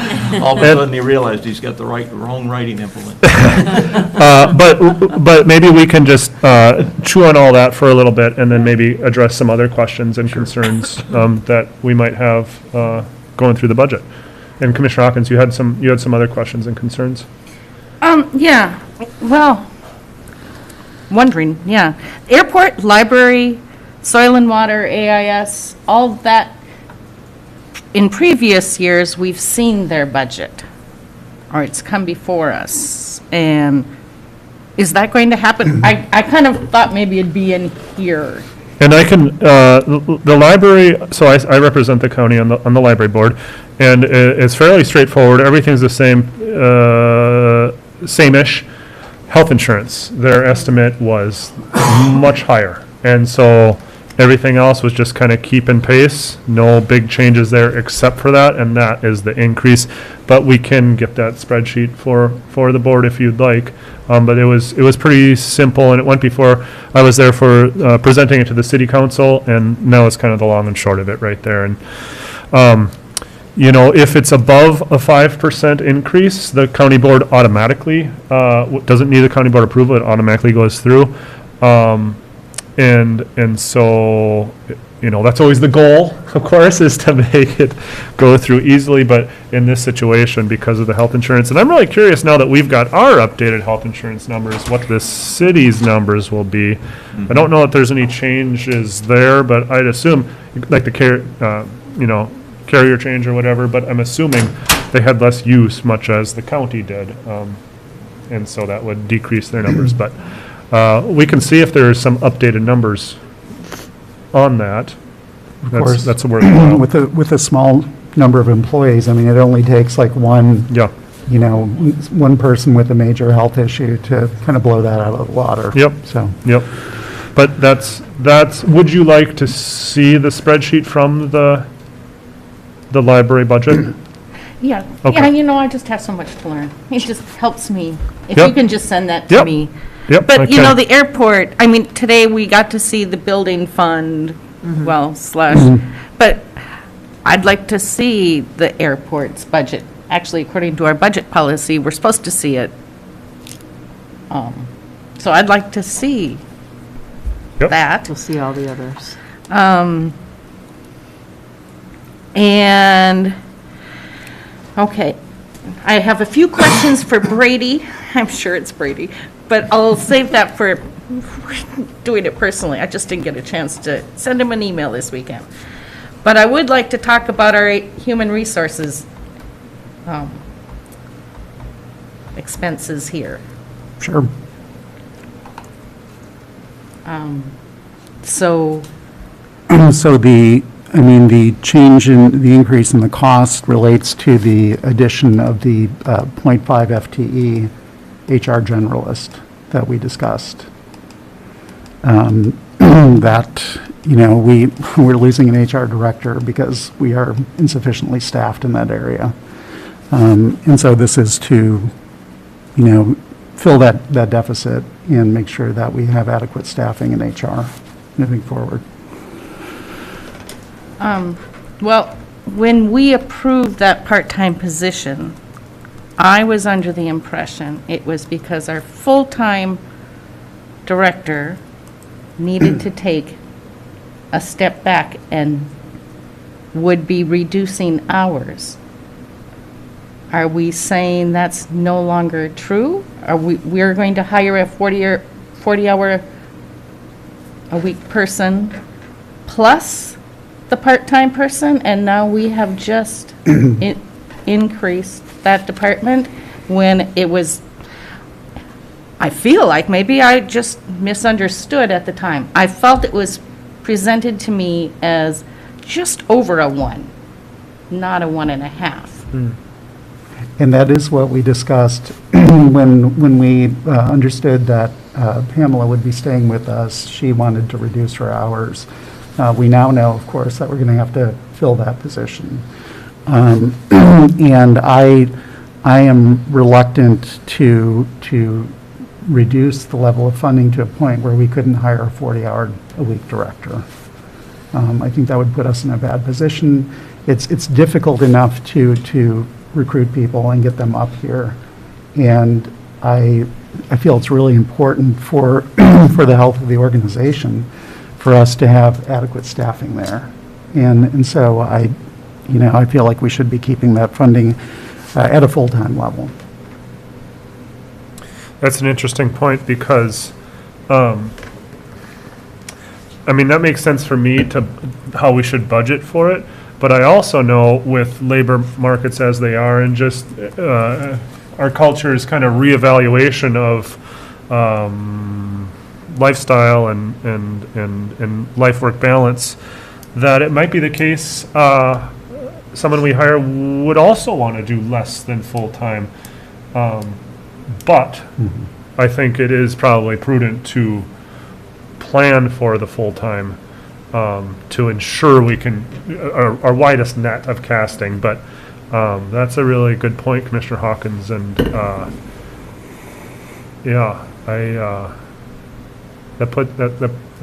it changes the financial situation for that department for sure. And it will make me more leery next time somebody asks me to vote on something that is not in the budget in the middle of a year. I'm going to think, oh, wait a minute, it's not until December 31st. This is forever and ever and ever. Just like up in public health when we did that one up there.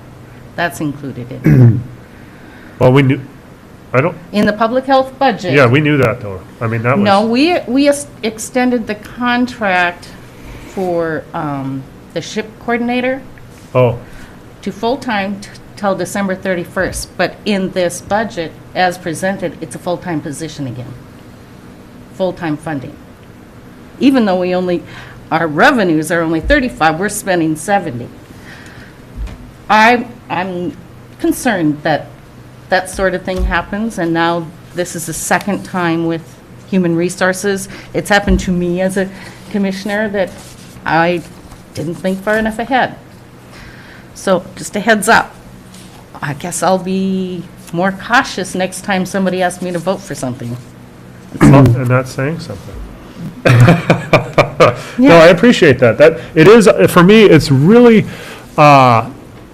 navigating these personnel issues is very difficult, and both trying to balance the budget as well as our community's needs as well as our organization's needs. And so you're absolutely right. You're saying you didn't look far enough ahead. I don't know that you could have seen far enough ahead, or at least I can't see far enough ahead. And that's our job, is to try to do that. So, yeah, I take that to heart for sure. I don't know how else to respond. You don't need to. I just need to say it out loud. Thank you. Yeah. But I think these are great Yeah. discussion items. That's the kind of things we should be discussing. And Yes. and Administrator Yorkie, I don't disagree with you if you're in a hiring process. Offering something at an 80% of a full-time is going to make it very difficult for you to get somebody to come up to fill a director's position. I agree with you. So from that perspective, I get that. I think it's going to be incumbent upon the candidate that we get to see when they're in position, what they're capable of doing, and then we need to set a time to review. Do we continue to need somebody, additional support along the way? That's probably the only way that I see that we could probably handle that and still provide some, opportunity for discussion downstream of that. But I support the, going after it from a full-time position to try to hire. I don't think you'll get a candidate, or at least one that we would likely be happy with. Trying to do it another way. On the ship coordinator, I do think that's one that should be open for discussion. If we extended something to the end of the year and now all of a sudden it looks like it's continuing on, that's an item that we should have the opportunity to approve or reject.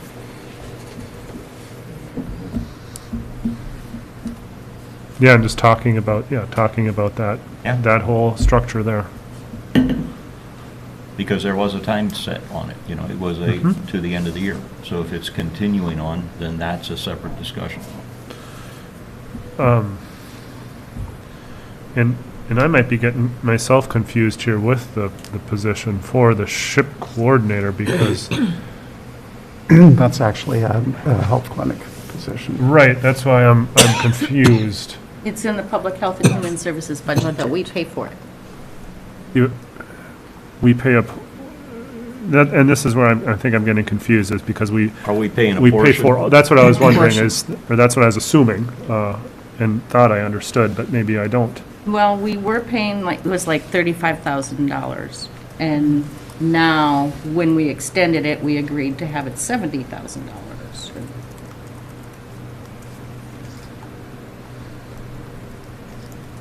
Or something, I can't tell you the exact number, No, right, yeah, but it's I'm scrolling, approximately. thank you. Not ignoring you, I'm scrolling. Okay.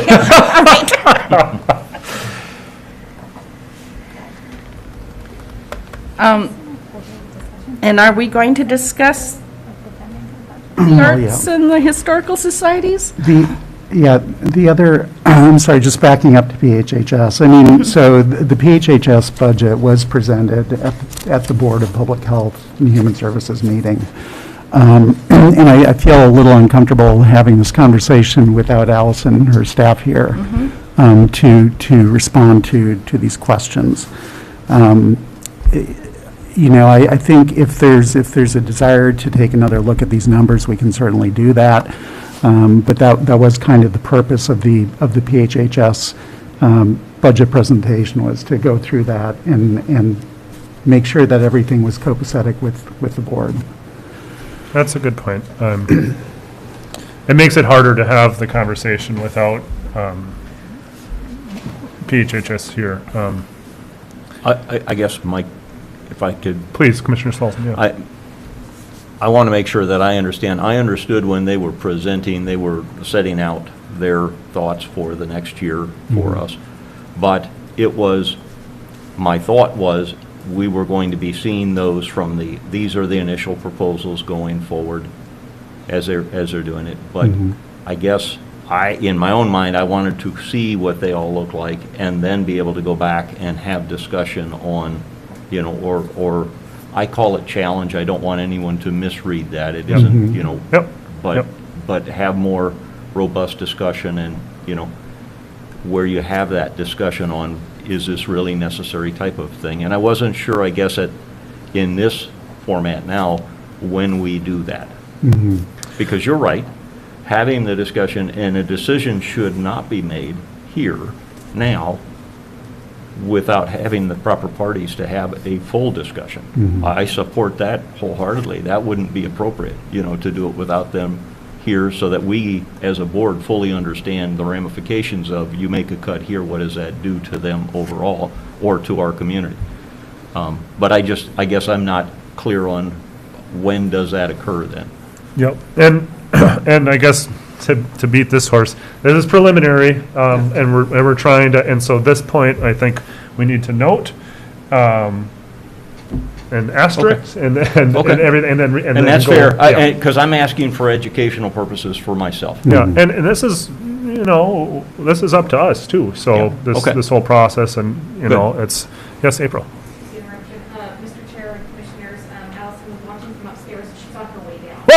And she just walked in.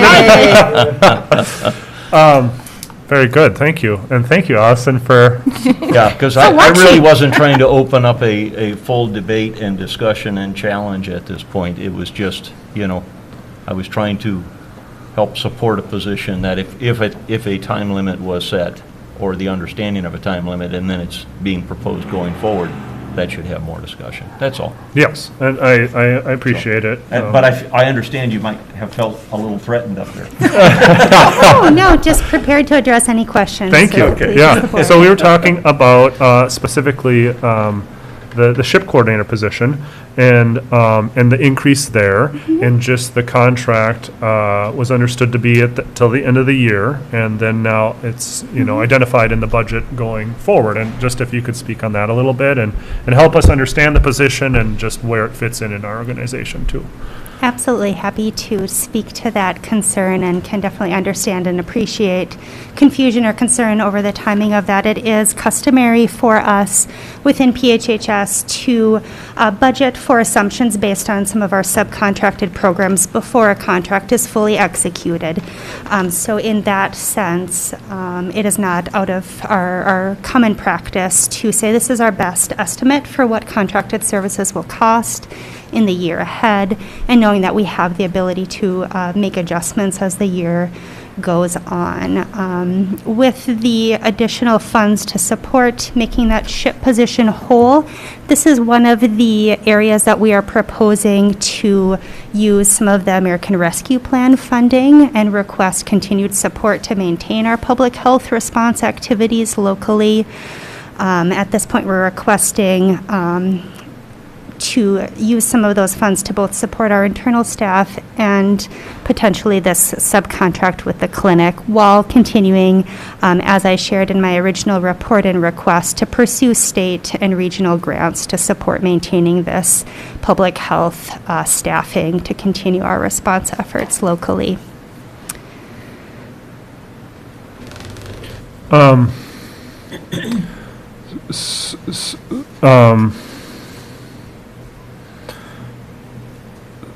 So I guess I'm missing, I missed the kind of explanation of that jump from okay, so just for your reference, the 2021 budget is 38,000 and change.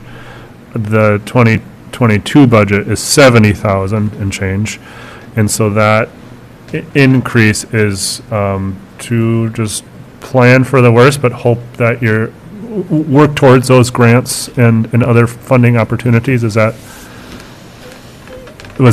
take that wrong?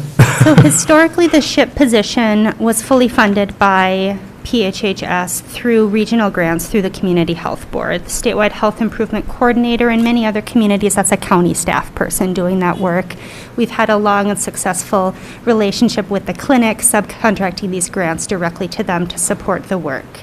Historically, that was a part-time position. We aren't really sure how Andrea was able to do everything that she did in a part-time schedule. But she was able to shift a lot of her duties over the last year and a half to support our response with volunteer management, looking at hunger access, food access programs, in addition to some of her ship work, which is more focused on active living, healthy eating, those types of community health issues. So our proposal was to use some of the rescue plan funds or additional state or federal regional grants through public health to make that position whole, believing fully that there's enough work to support having someone in that position full time. So that jump, in addition to the additional hours, included benefits for that position and made that a benefits eligible position. So that accounts for some of the increase there as well. Okay. Thank you. And so, other question, Commissioner Hawkins, you Yeah, look I'm like sorry, I'm still kind of confused. But this is a contracted service. Correct. We pay Sawtooth Mountain Clinic to provide this service for us, correct? Mm-hmm. And so we're including the benefits. That's what you mean by benefits, not county benefits. Correct, yeah. Okay, sorry, I get confused. Yep, so at full-time, that makes it a benefits eligible position, which is the additional cost for the contract. Yeah, I'm still not sold on that, and if we do plan to get other funds to come in and do that, then I would like to see that in the revenues. If we get this, yes, we can do this. If we don't get this, sorry, that's not gonna work. May I just kind of clarify your concerns as far as like not being sold on it? Are you seeing, you're not convinced that there's the need, or you're convinced that that's not the best use of dollars, or where is your concern lie? Or the both, or? Yeah, when we're talking about best use of dollars and what is, we have some other needs that I'm gonna kind of fight for. Yeah, for sure. So I'm just looking through everything, and there's one that I voted for, knowing it was going to end December 31st. And now it's not, and I'm like, oh, I guess I should have thought about that more. Okay. But at the time that decision was made, I mean, we were still putting the budget together for next year. There, you know, this is a plan for 2022. And so, you know, I don't think there was any effort to mislead or misrepresent. I think we were just, you know, we were trying to figure out how this was going to, how this could look moving forward. And one thing I'll say about the value of having something like this in the budget is, and I remember having a conversation with you, Commissioner Hawkins, in which you expressed the desire not to have a need for some of the services that public health provides, because everybody would be healthy and there wouldn't be a need for mental health services. We're not there.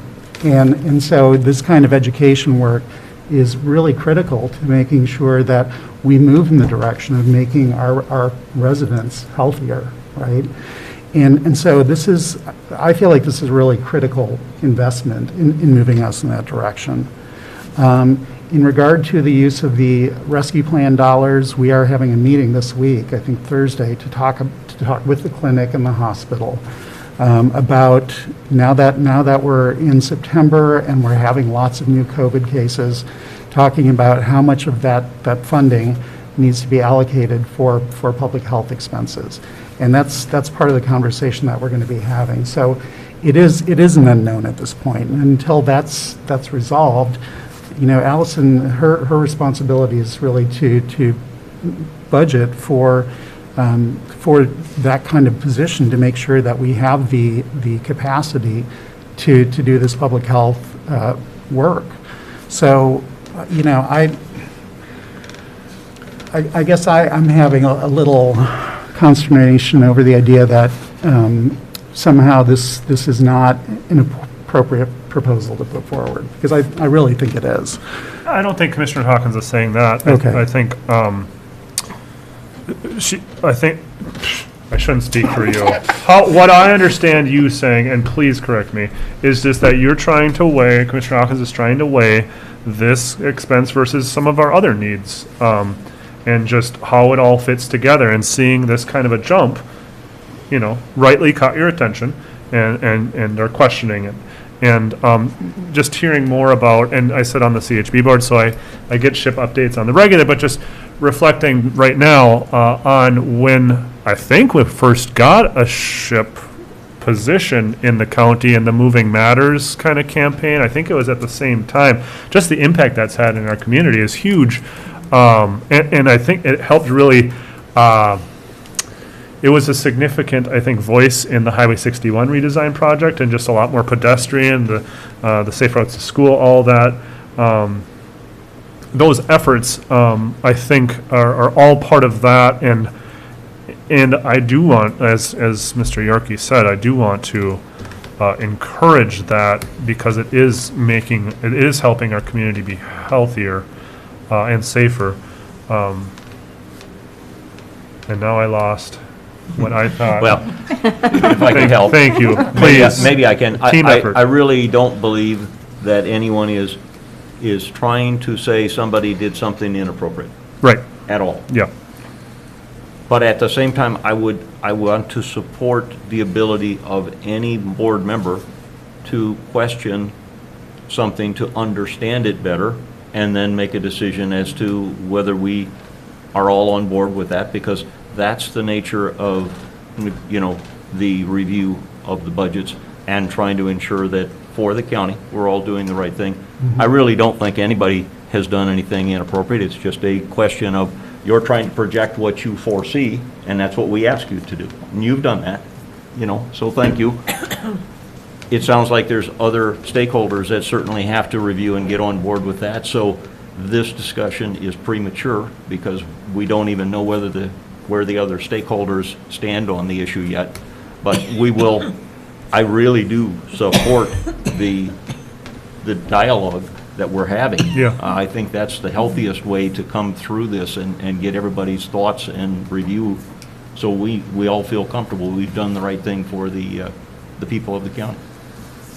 Yeah, yeah, and it may be premature, but I think It may be, but that's okay. Well, I was going to say, at least you put it on the table that there's a discussion item there that. Well, and that's what I was going to say is I don't even know that it is premature. It's just maybe we don't know enough to. It's premature to conclude it. That's right. But to start it and to hear from the other stakeholders, I We're think. only one stakeholder, and this particular position has others that have to. Their voices need to be heard. So it's good. It's good preliminary discussion, huh? Indeed.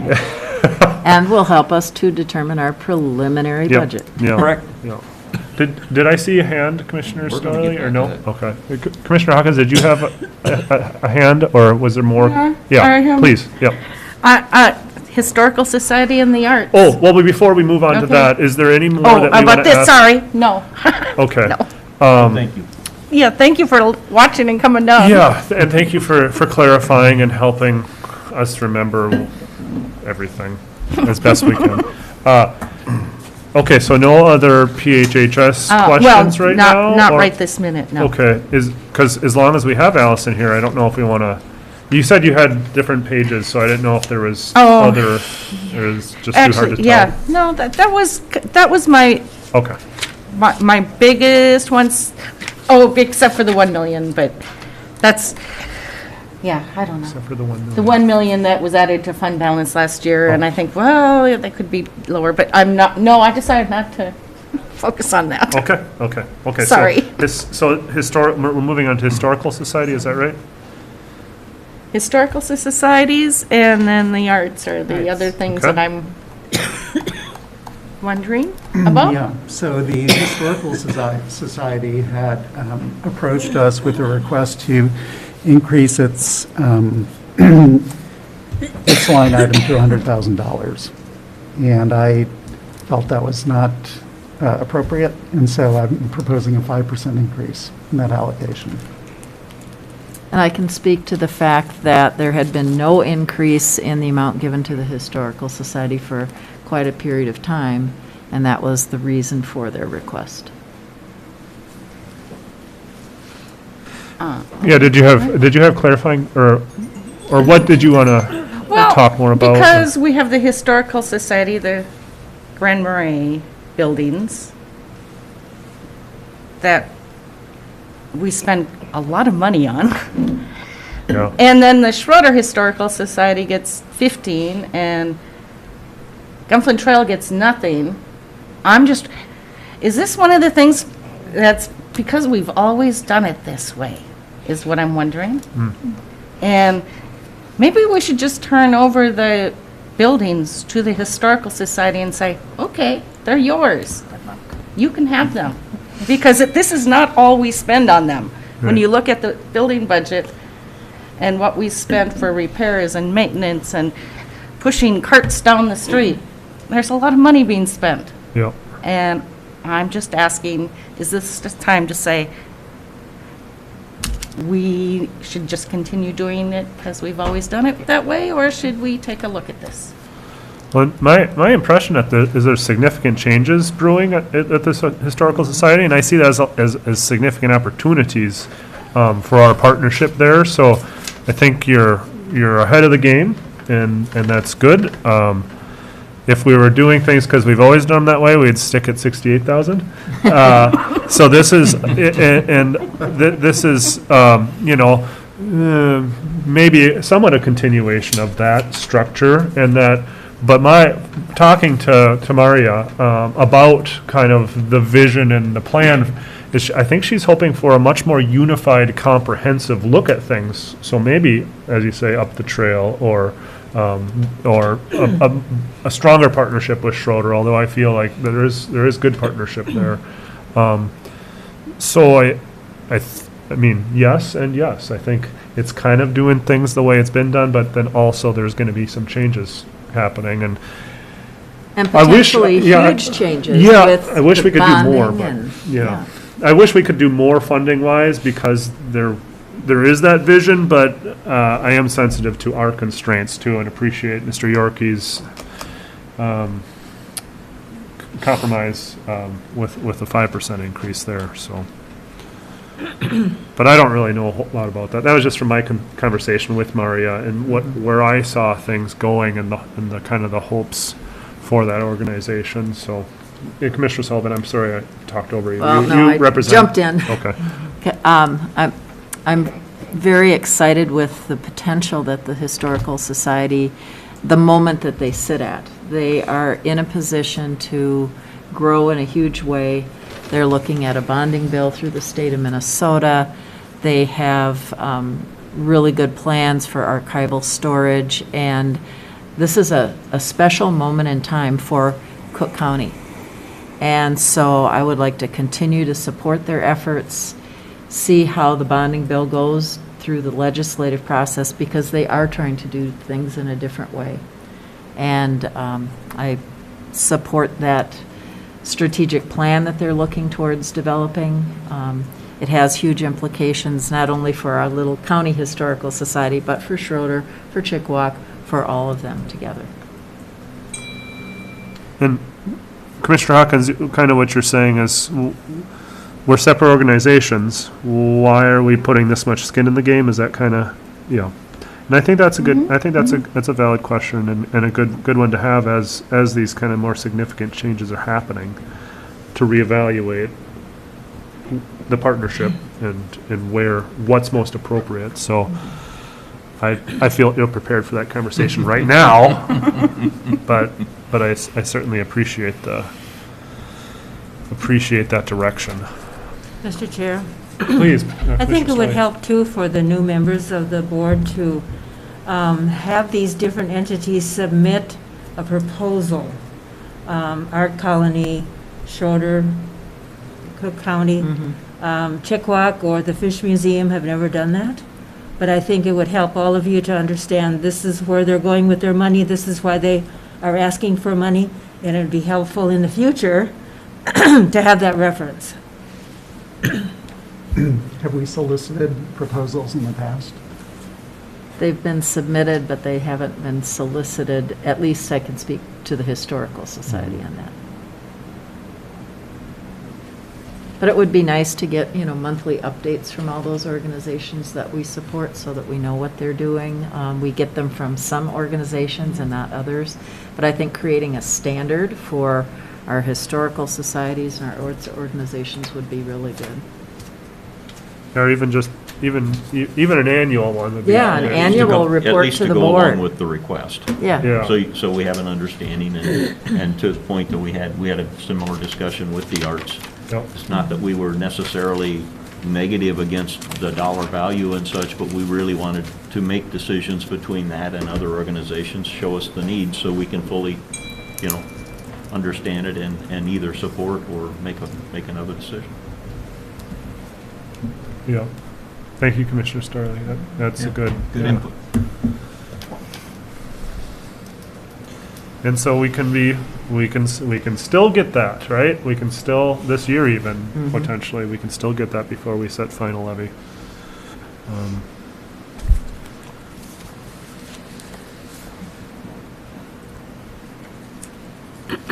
Was there, let's see, what, Commissioner Hawkins, you've got a list, I know, right? Arts. Okay. And the Art Colony. I guess I am opposed to $10,000 for the Art Colony. that's one that I will vote against.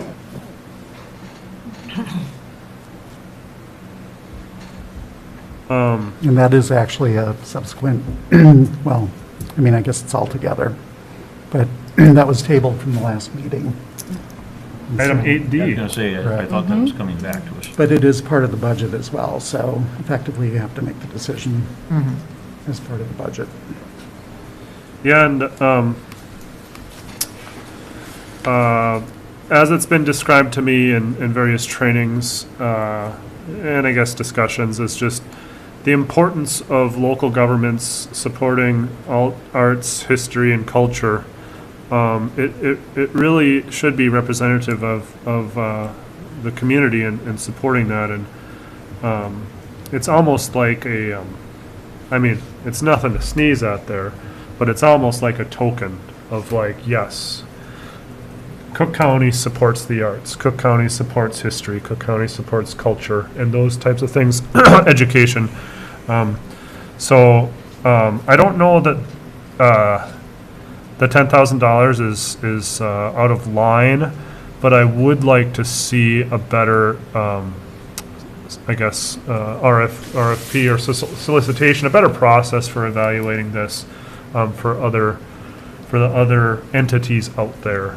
And that's something that I think we've already agreed that we all want that.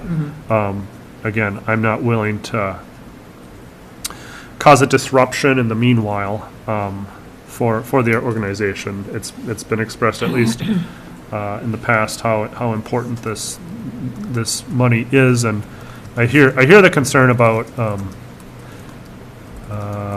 decisions that were made that affect the property tax base, and I don't know how fair it is to tie the two together, even though the dollars are tied.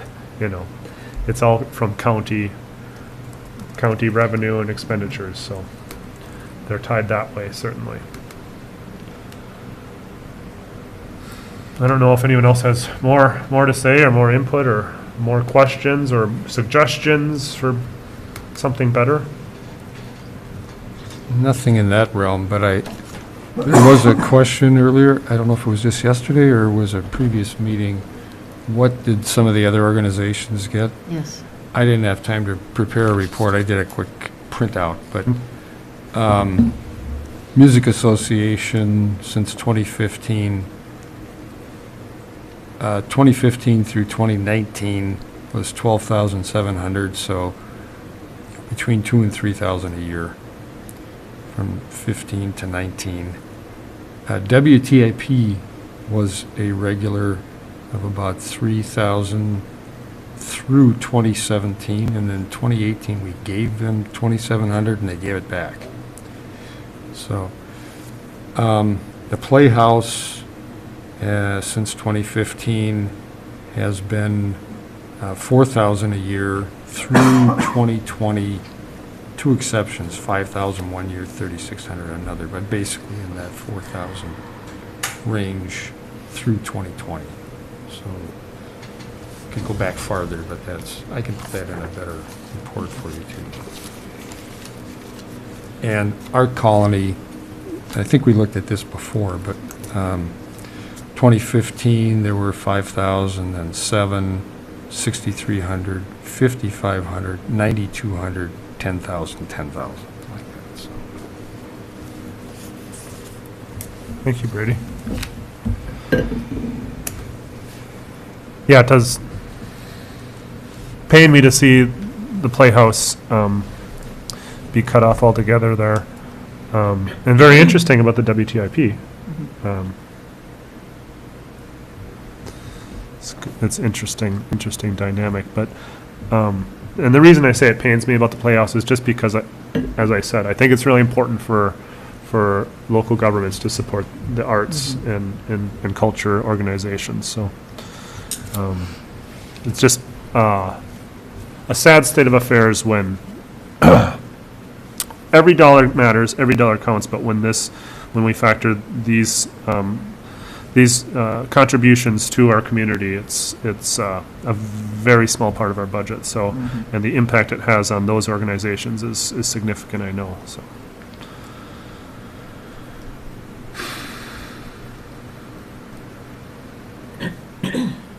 Okay.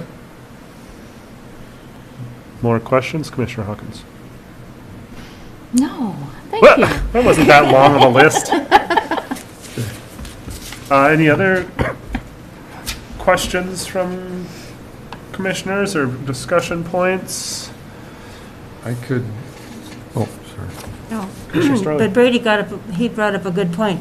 Maybe we need to see that, so all of you can see how much each of those different entities, you know, WTIP is fabulous for us as far as communication. I mean, everything. I'm not just picking on them, but I'm Yeah. just saying, Yeah. if you could see that, you know, on paper, and then say, everybody contributes so much to our community that we could give a small support to, Yeah. you know, so maybe Brady can get that out. Because it hasn't been in our hands for a few years. Yeah, that It's kind, been in a separate department. that kind of report would be really valuable, I think. Just that kind of comprehensive arts and culture, and I don't know, I think historical too is, I mean, Right. that would be good to, the Historical Society would Right. be good to, because Yeah. I kind of group that together, but I don't know if that'd be a little burdensome for you, Brady, but I think it'd be very valuable for us. Well, then it comes down to if there's not more, oh, Brady, you had something else though? Before? We had talked about the values. We just got the values from Bob, Oh, yeah. and we talked about it at the leadership meeting yesterday, but probably everybody wants to hear it. So, value went up just over 1%, net tax capacity. So, and I just, looking at if you approve 4.5%, that would impact taxpayers at 3.41% with that 1.05% net tax capacity increase. So it helps a little. And talking to Bob, people seemed a little surprised that we didn't increase more. And so I asked Bob, he said he did report here in April. I'd forgotten that, where he said he had to reduce land values in the West End, because that's where we're seeing a reduction actually overall. The net tax capacity is the three towns on the West End. And Grand Marais has a slight decrease also. So partly it was that, and then partly it's those commercial properties going back to non-homestead. Yep, residential non-homestead. So sure. that reduces, Yep. we kind of knew that was going to Yep. happen, but Yep. just couldn't remember all that. Except for that also spreads that spreads the burden to more residences, but kind of impacts, speak of the Bob. Yeah.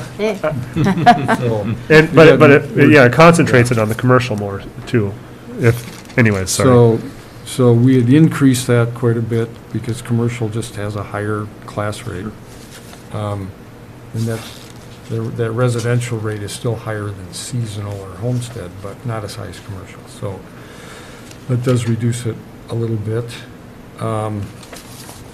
And I think there was another change, but Commissioner Swalson. Oh, yeah.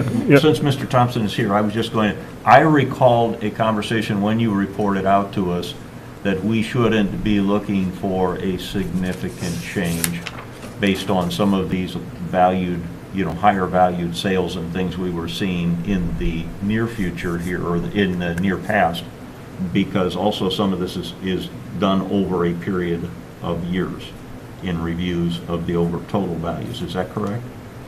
Yeah, so for the pay 2022, what, is affecting this is the assessed value for 21, and sales going back to October 2019, or 2019 to 2020 for that. Right, okay, that's what I was remembering. Yeah. And that's, Thank you. that's before That- kind of that our helps. boom, That kind right? of dampens that overall effect of a spike up or a spike down.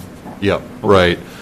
Yeah, and as Brady had referred to, back on the April 13th meeting for 2021, we did go over some of the assessment changes and summaries. It was a very long meeting, so my presentation was somewhat brief, but there's more explanation in that presentation. I can also put another one together if you guys would like before TNT time. Yeah. I'll plan on doing that.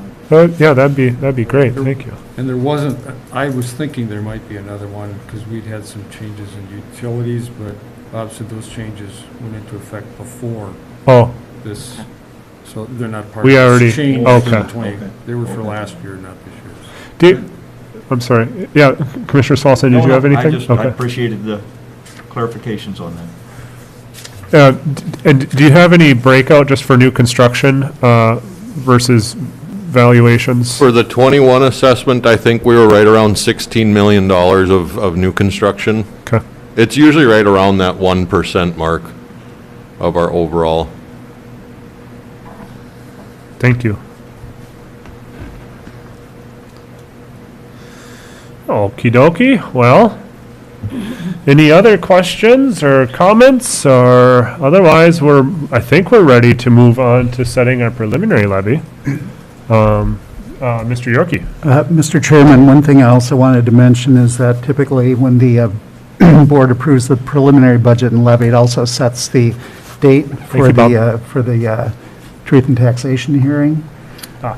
This year, December starts on a Wednesday, and so the first business meeting of December won't take place until December 14th.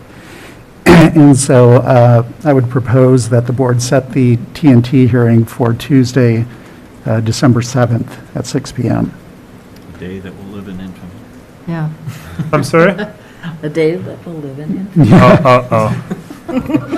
Hopefully not, because Yeah, different.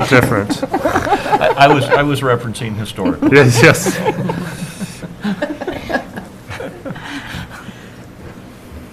Tuesday, December 7th, you said, Mr. 6 p.m. 6 6 p.m. Okay.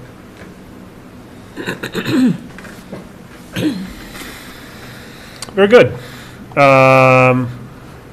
I'll make a motion to set our preliminary levy at 4.5%. Is there support? Sullivan supports. We have a motion and support. Further discussion, please. How does that sit with people as a preliminary levy? You, Comfortable. less than, but yeah, Commissioner Sullivan is comfortable. This is a process, right? And we're still going to be trying to bring it down. Okay. It's a starting point. Yes. Yes, Just know, right. I expect it to go down. Well, that's what I was going to say, and Okay. it's when we set this, there, it's a step, right? And so, our next steps are also important. So the first step also important, so we don't want to, I appreciate the discussion we had, my initial 5%. I was, as Commissioner Saulson said, just trying to cover all the bases of the potential, but to his point, this adds to the challenge of reeling it in otherwise. So I think that's very, very appropriate and worthwhile, so. Good. Thank you all for the discussion so far. Are there more points that anyone wants to talk about right now? No. Okay. Well, in that case, no further discussion. All in favor? Aye. Opposed, same sign. And looks like we approved the preliminary levy unanimously. Thank you very much. Moving on to item 8C, Mr. Yorkie. Okay, and my computer has gone to sleep. One moment, please.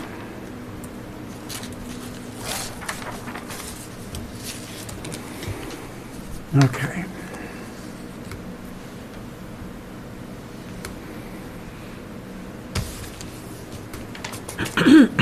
Okay, so this item is to approve a resolution to accept our American Rescue Plan Act funding in the amount of $1,061,124. As you all know, we've had stakeholder meetings already. Those occurred in June. That was before we had the current surge in COVID cases. Excuse me. So we are having some follow-up meetings. I expect to propose a budget for the use of those funds within the next couple of months. So by early November, I plan to have a budget to submit to you all for approval. But in the meantime, we need a resolution to actually accept the funding. Thank you, Mr. Yorkie. Any questions? Otherwise, we can entertain a motion here. Mr. Chair? Oh, yep. Commissioner Starley. I will make the motion for accepting the resolution of the $1,061,124, the American Rescue Plan Act funding.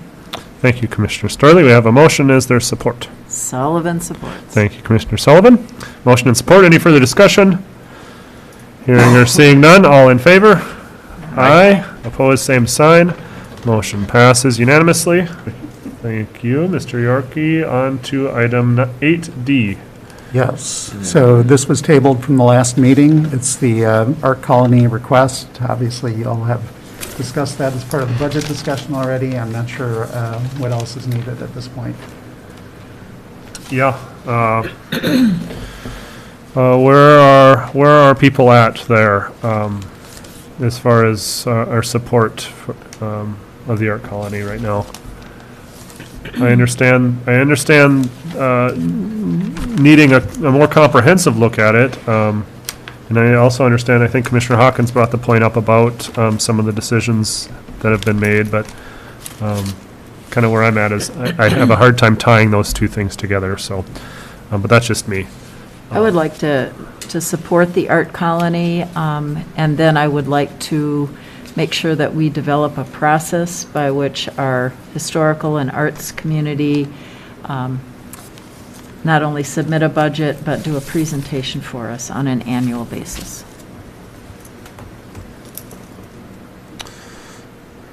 Yeah, that makes sense to me. Other people's thoughts? I'm with the program for right now. Yeah. I still have the same concerns I had previously. My mind has not changed yet. Okay. And I think we're all on the same page as far as the second part of Commissioner Sullivan's statement about wanting that process, though. Yeah. Okay. Well, I think we've talked about this, and I can entertain a motion. Mr. Chair, I'd like to move to approve the Grand Marais Art Colony fiscal year 2022 funding request for $10,000. Thank you, Commissioner Sullivan. We have a motion. Is there support? Starley support. Thank you, Commissioner Storley. Any further discussion? I don't think so, because we've been talking about this. Otherwise, all in favor? Aye. Opposed, same sign. Thank you. We have a motion passed 4-1. And then we're on to item 8E, Administrator Updates. All right, just a few things. Number one is we've started meeting with the collective bargaining units regarding contracts for 2022 through 24. Obviously, that's going to be a process in the coming months. Our hope is to have some agreement prior to the approval of the budget in December.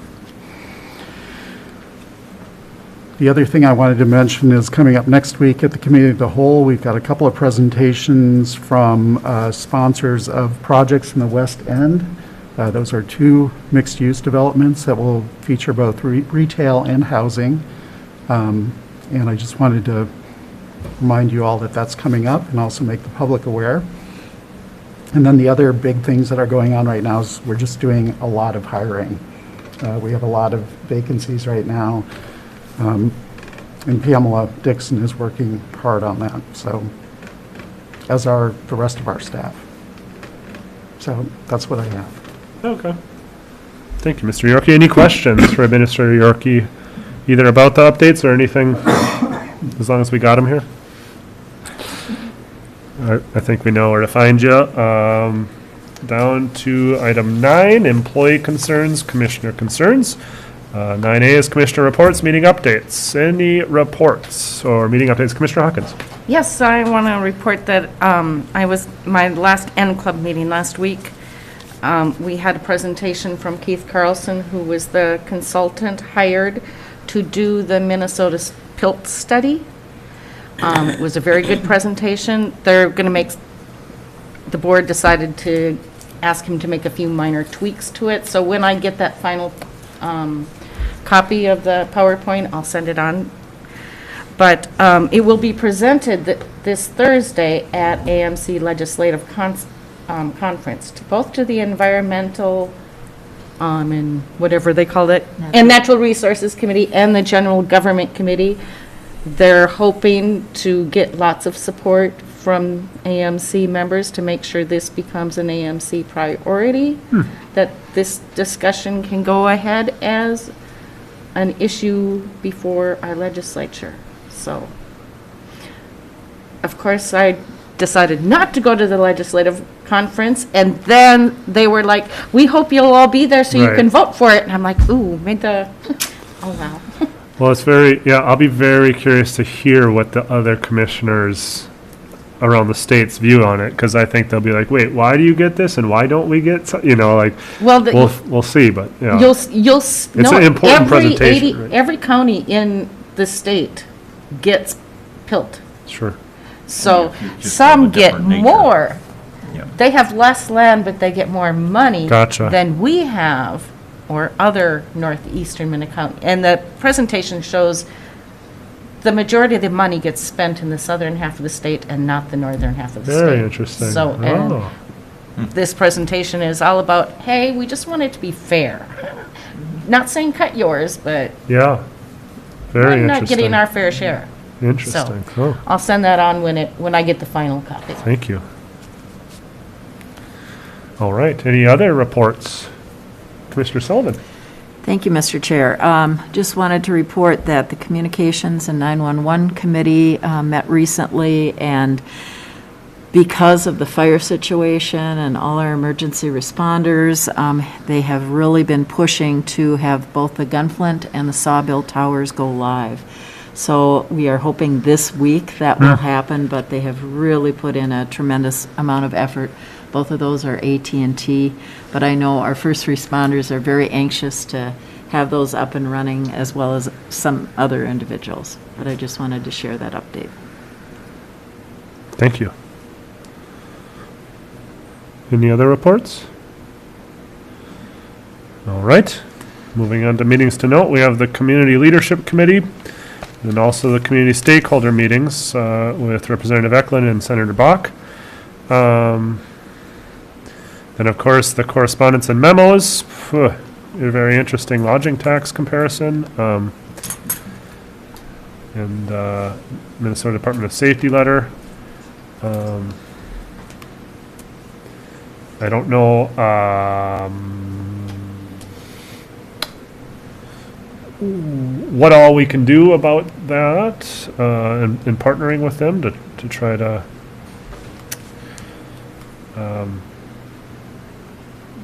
help them hire and fill positions, but I appreciate the communication. Then the EDA communications, very good. And then moving on to item 11, recognition of staff, September anniversaries. We have Amanda Anderson, 3 years in the Sheriff's Office. Andrea DeBoer at 8 years at PHHS. Pat Eliason, 26 years at the Sheriff's Office. Lori Erickson, 4 years at PHHS. Mike Keyport, 2 years of emergency management. Lindy Mongan, 28 years in maintenance. Melissa Rexroad, 8 years the Sheriff's Office. Kelly Schleep, 7 years at the Highway. Mike Smith, 28 years at the Recycling Center. Rowan Watkins, 9 years at MIS. And Richard Wojcik at 3 years, the maintenance, and Jade Woltman at 4 years with PHHS. So thank you all, staff, for excellent work and some many years in this month's anniversary, and hopefully many more to come with the lower years. But it's always fun to see kind of the spread of where people are at and how long they've been here. So thank you all. And then, of course, new hires, Kyle Munson and the assessor appraiser trainee. So welcome, Kyle, and really happy that you applied and opted to join our team. Your help is much needed here.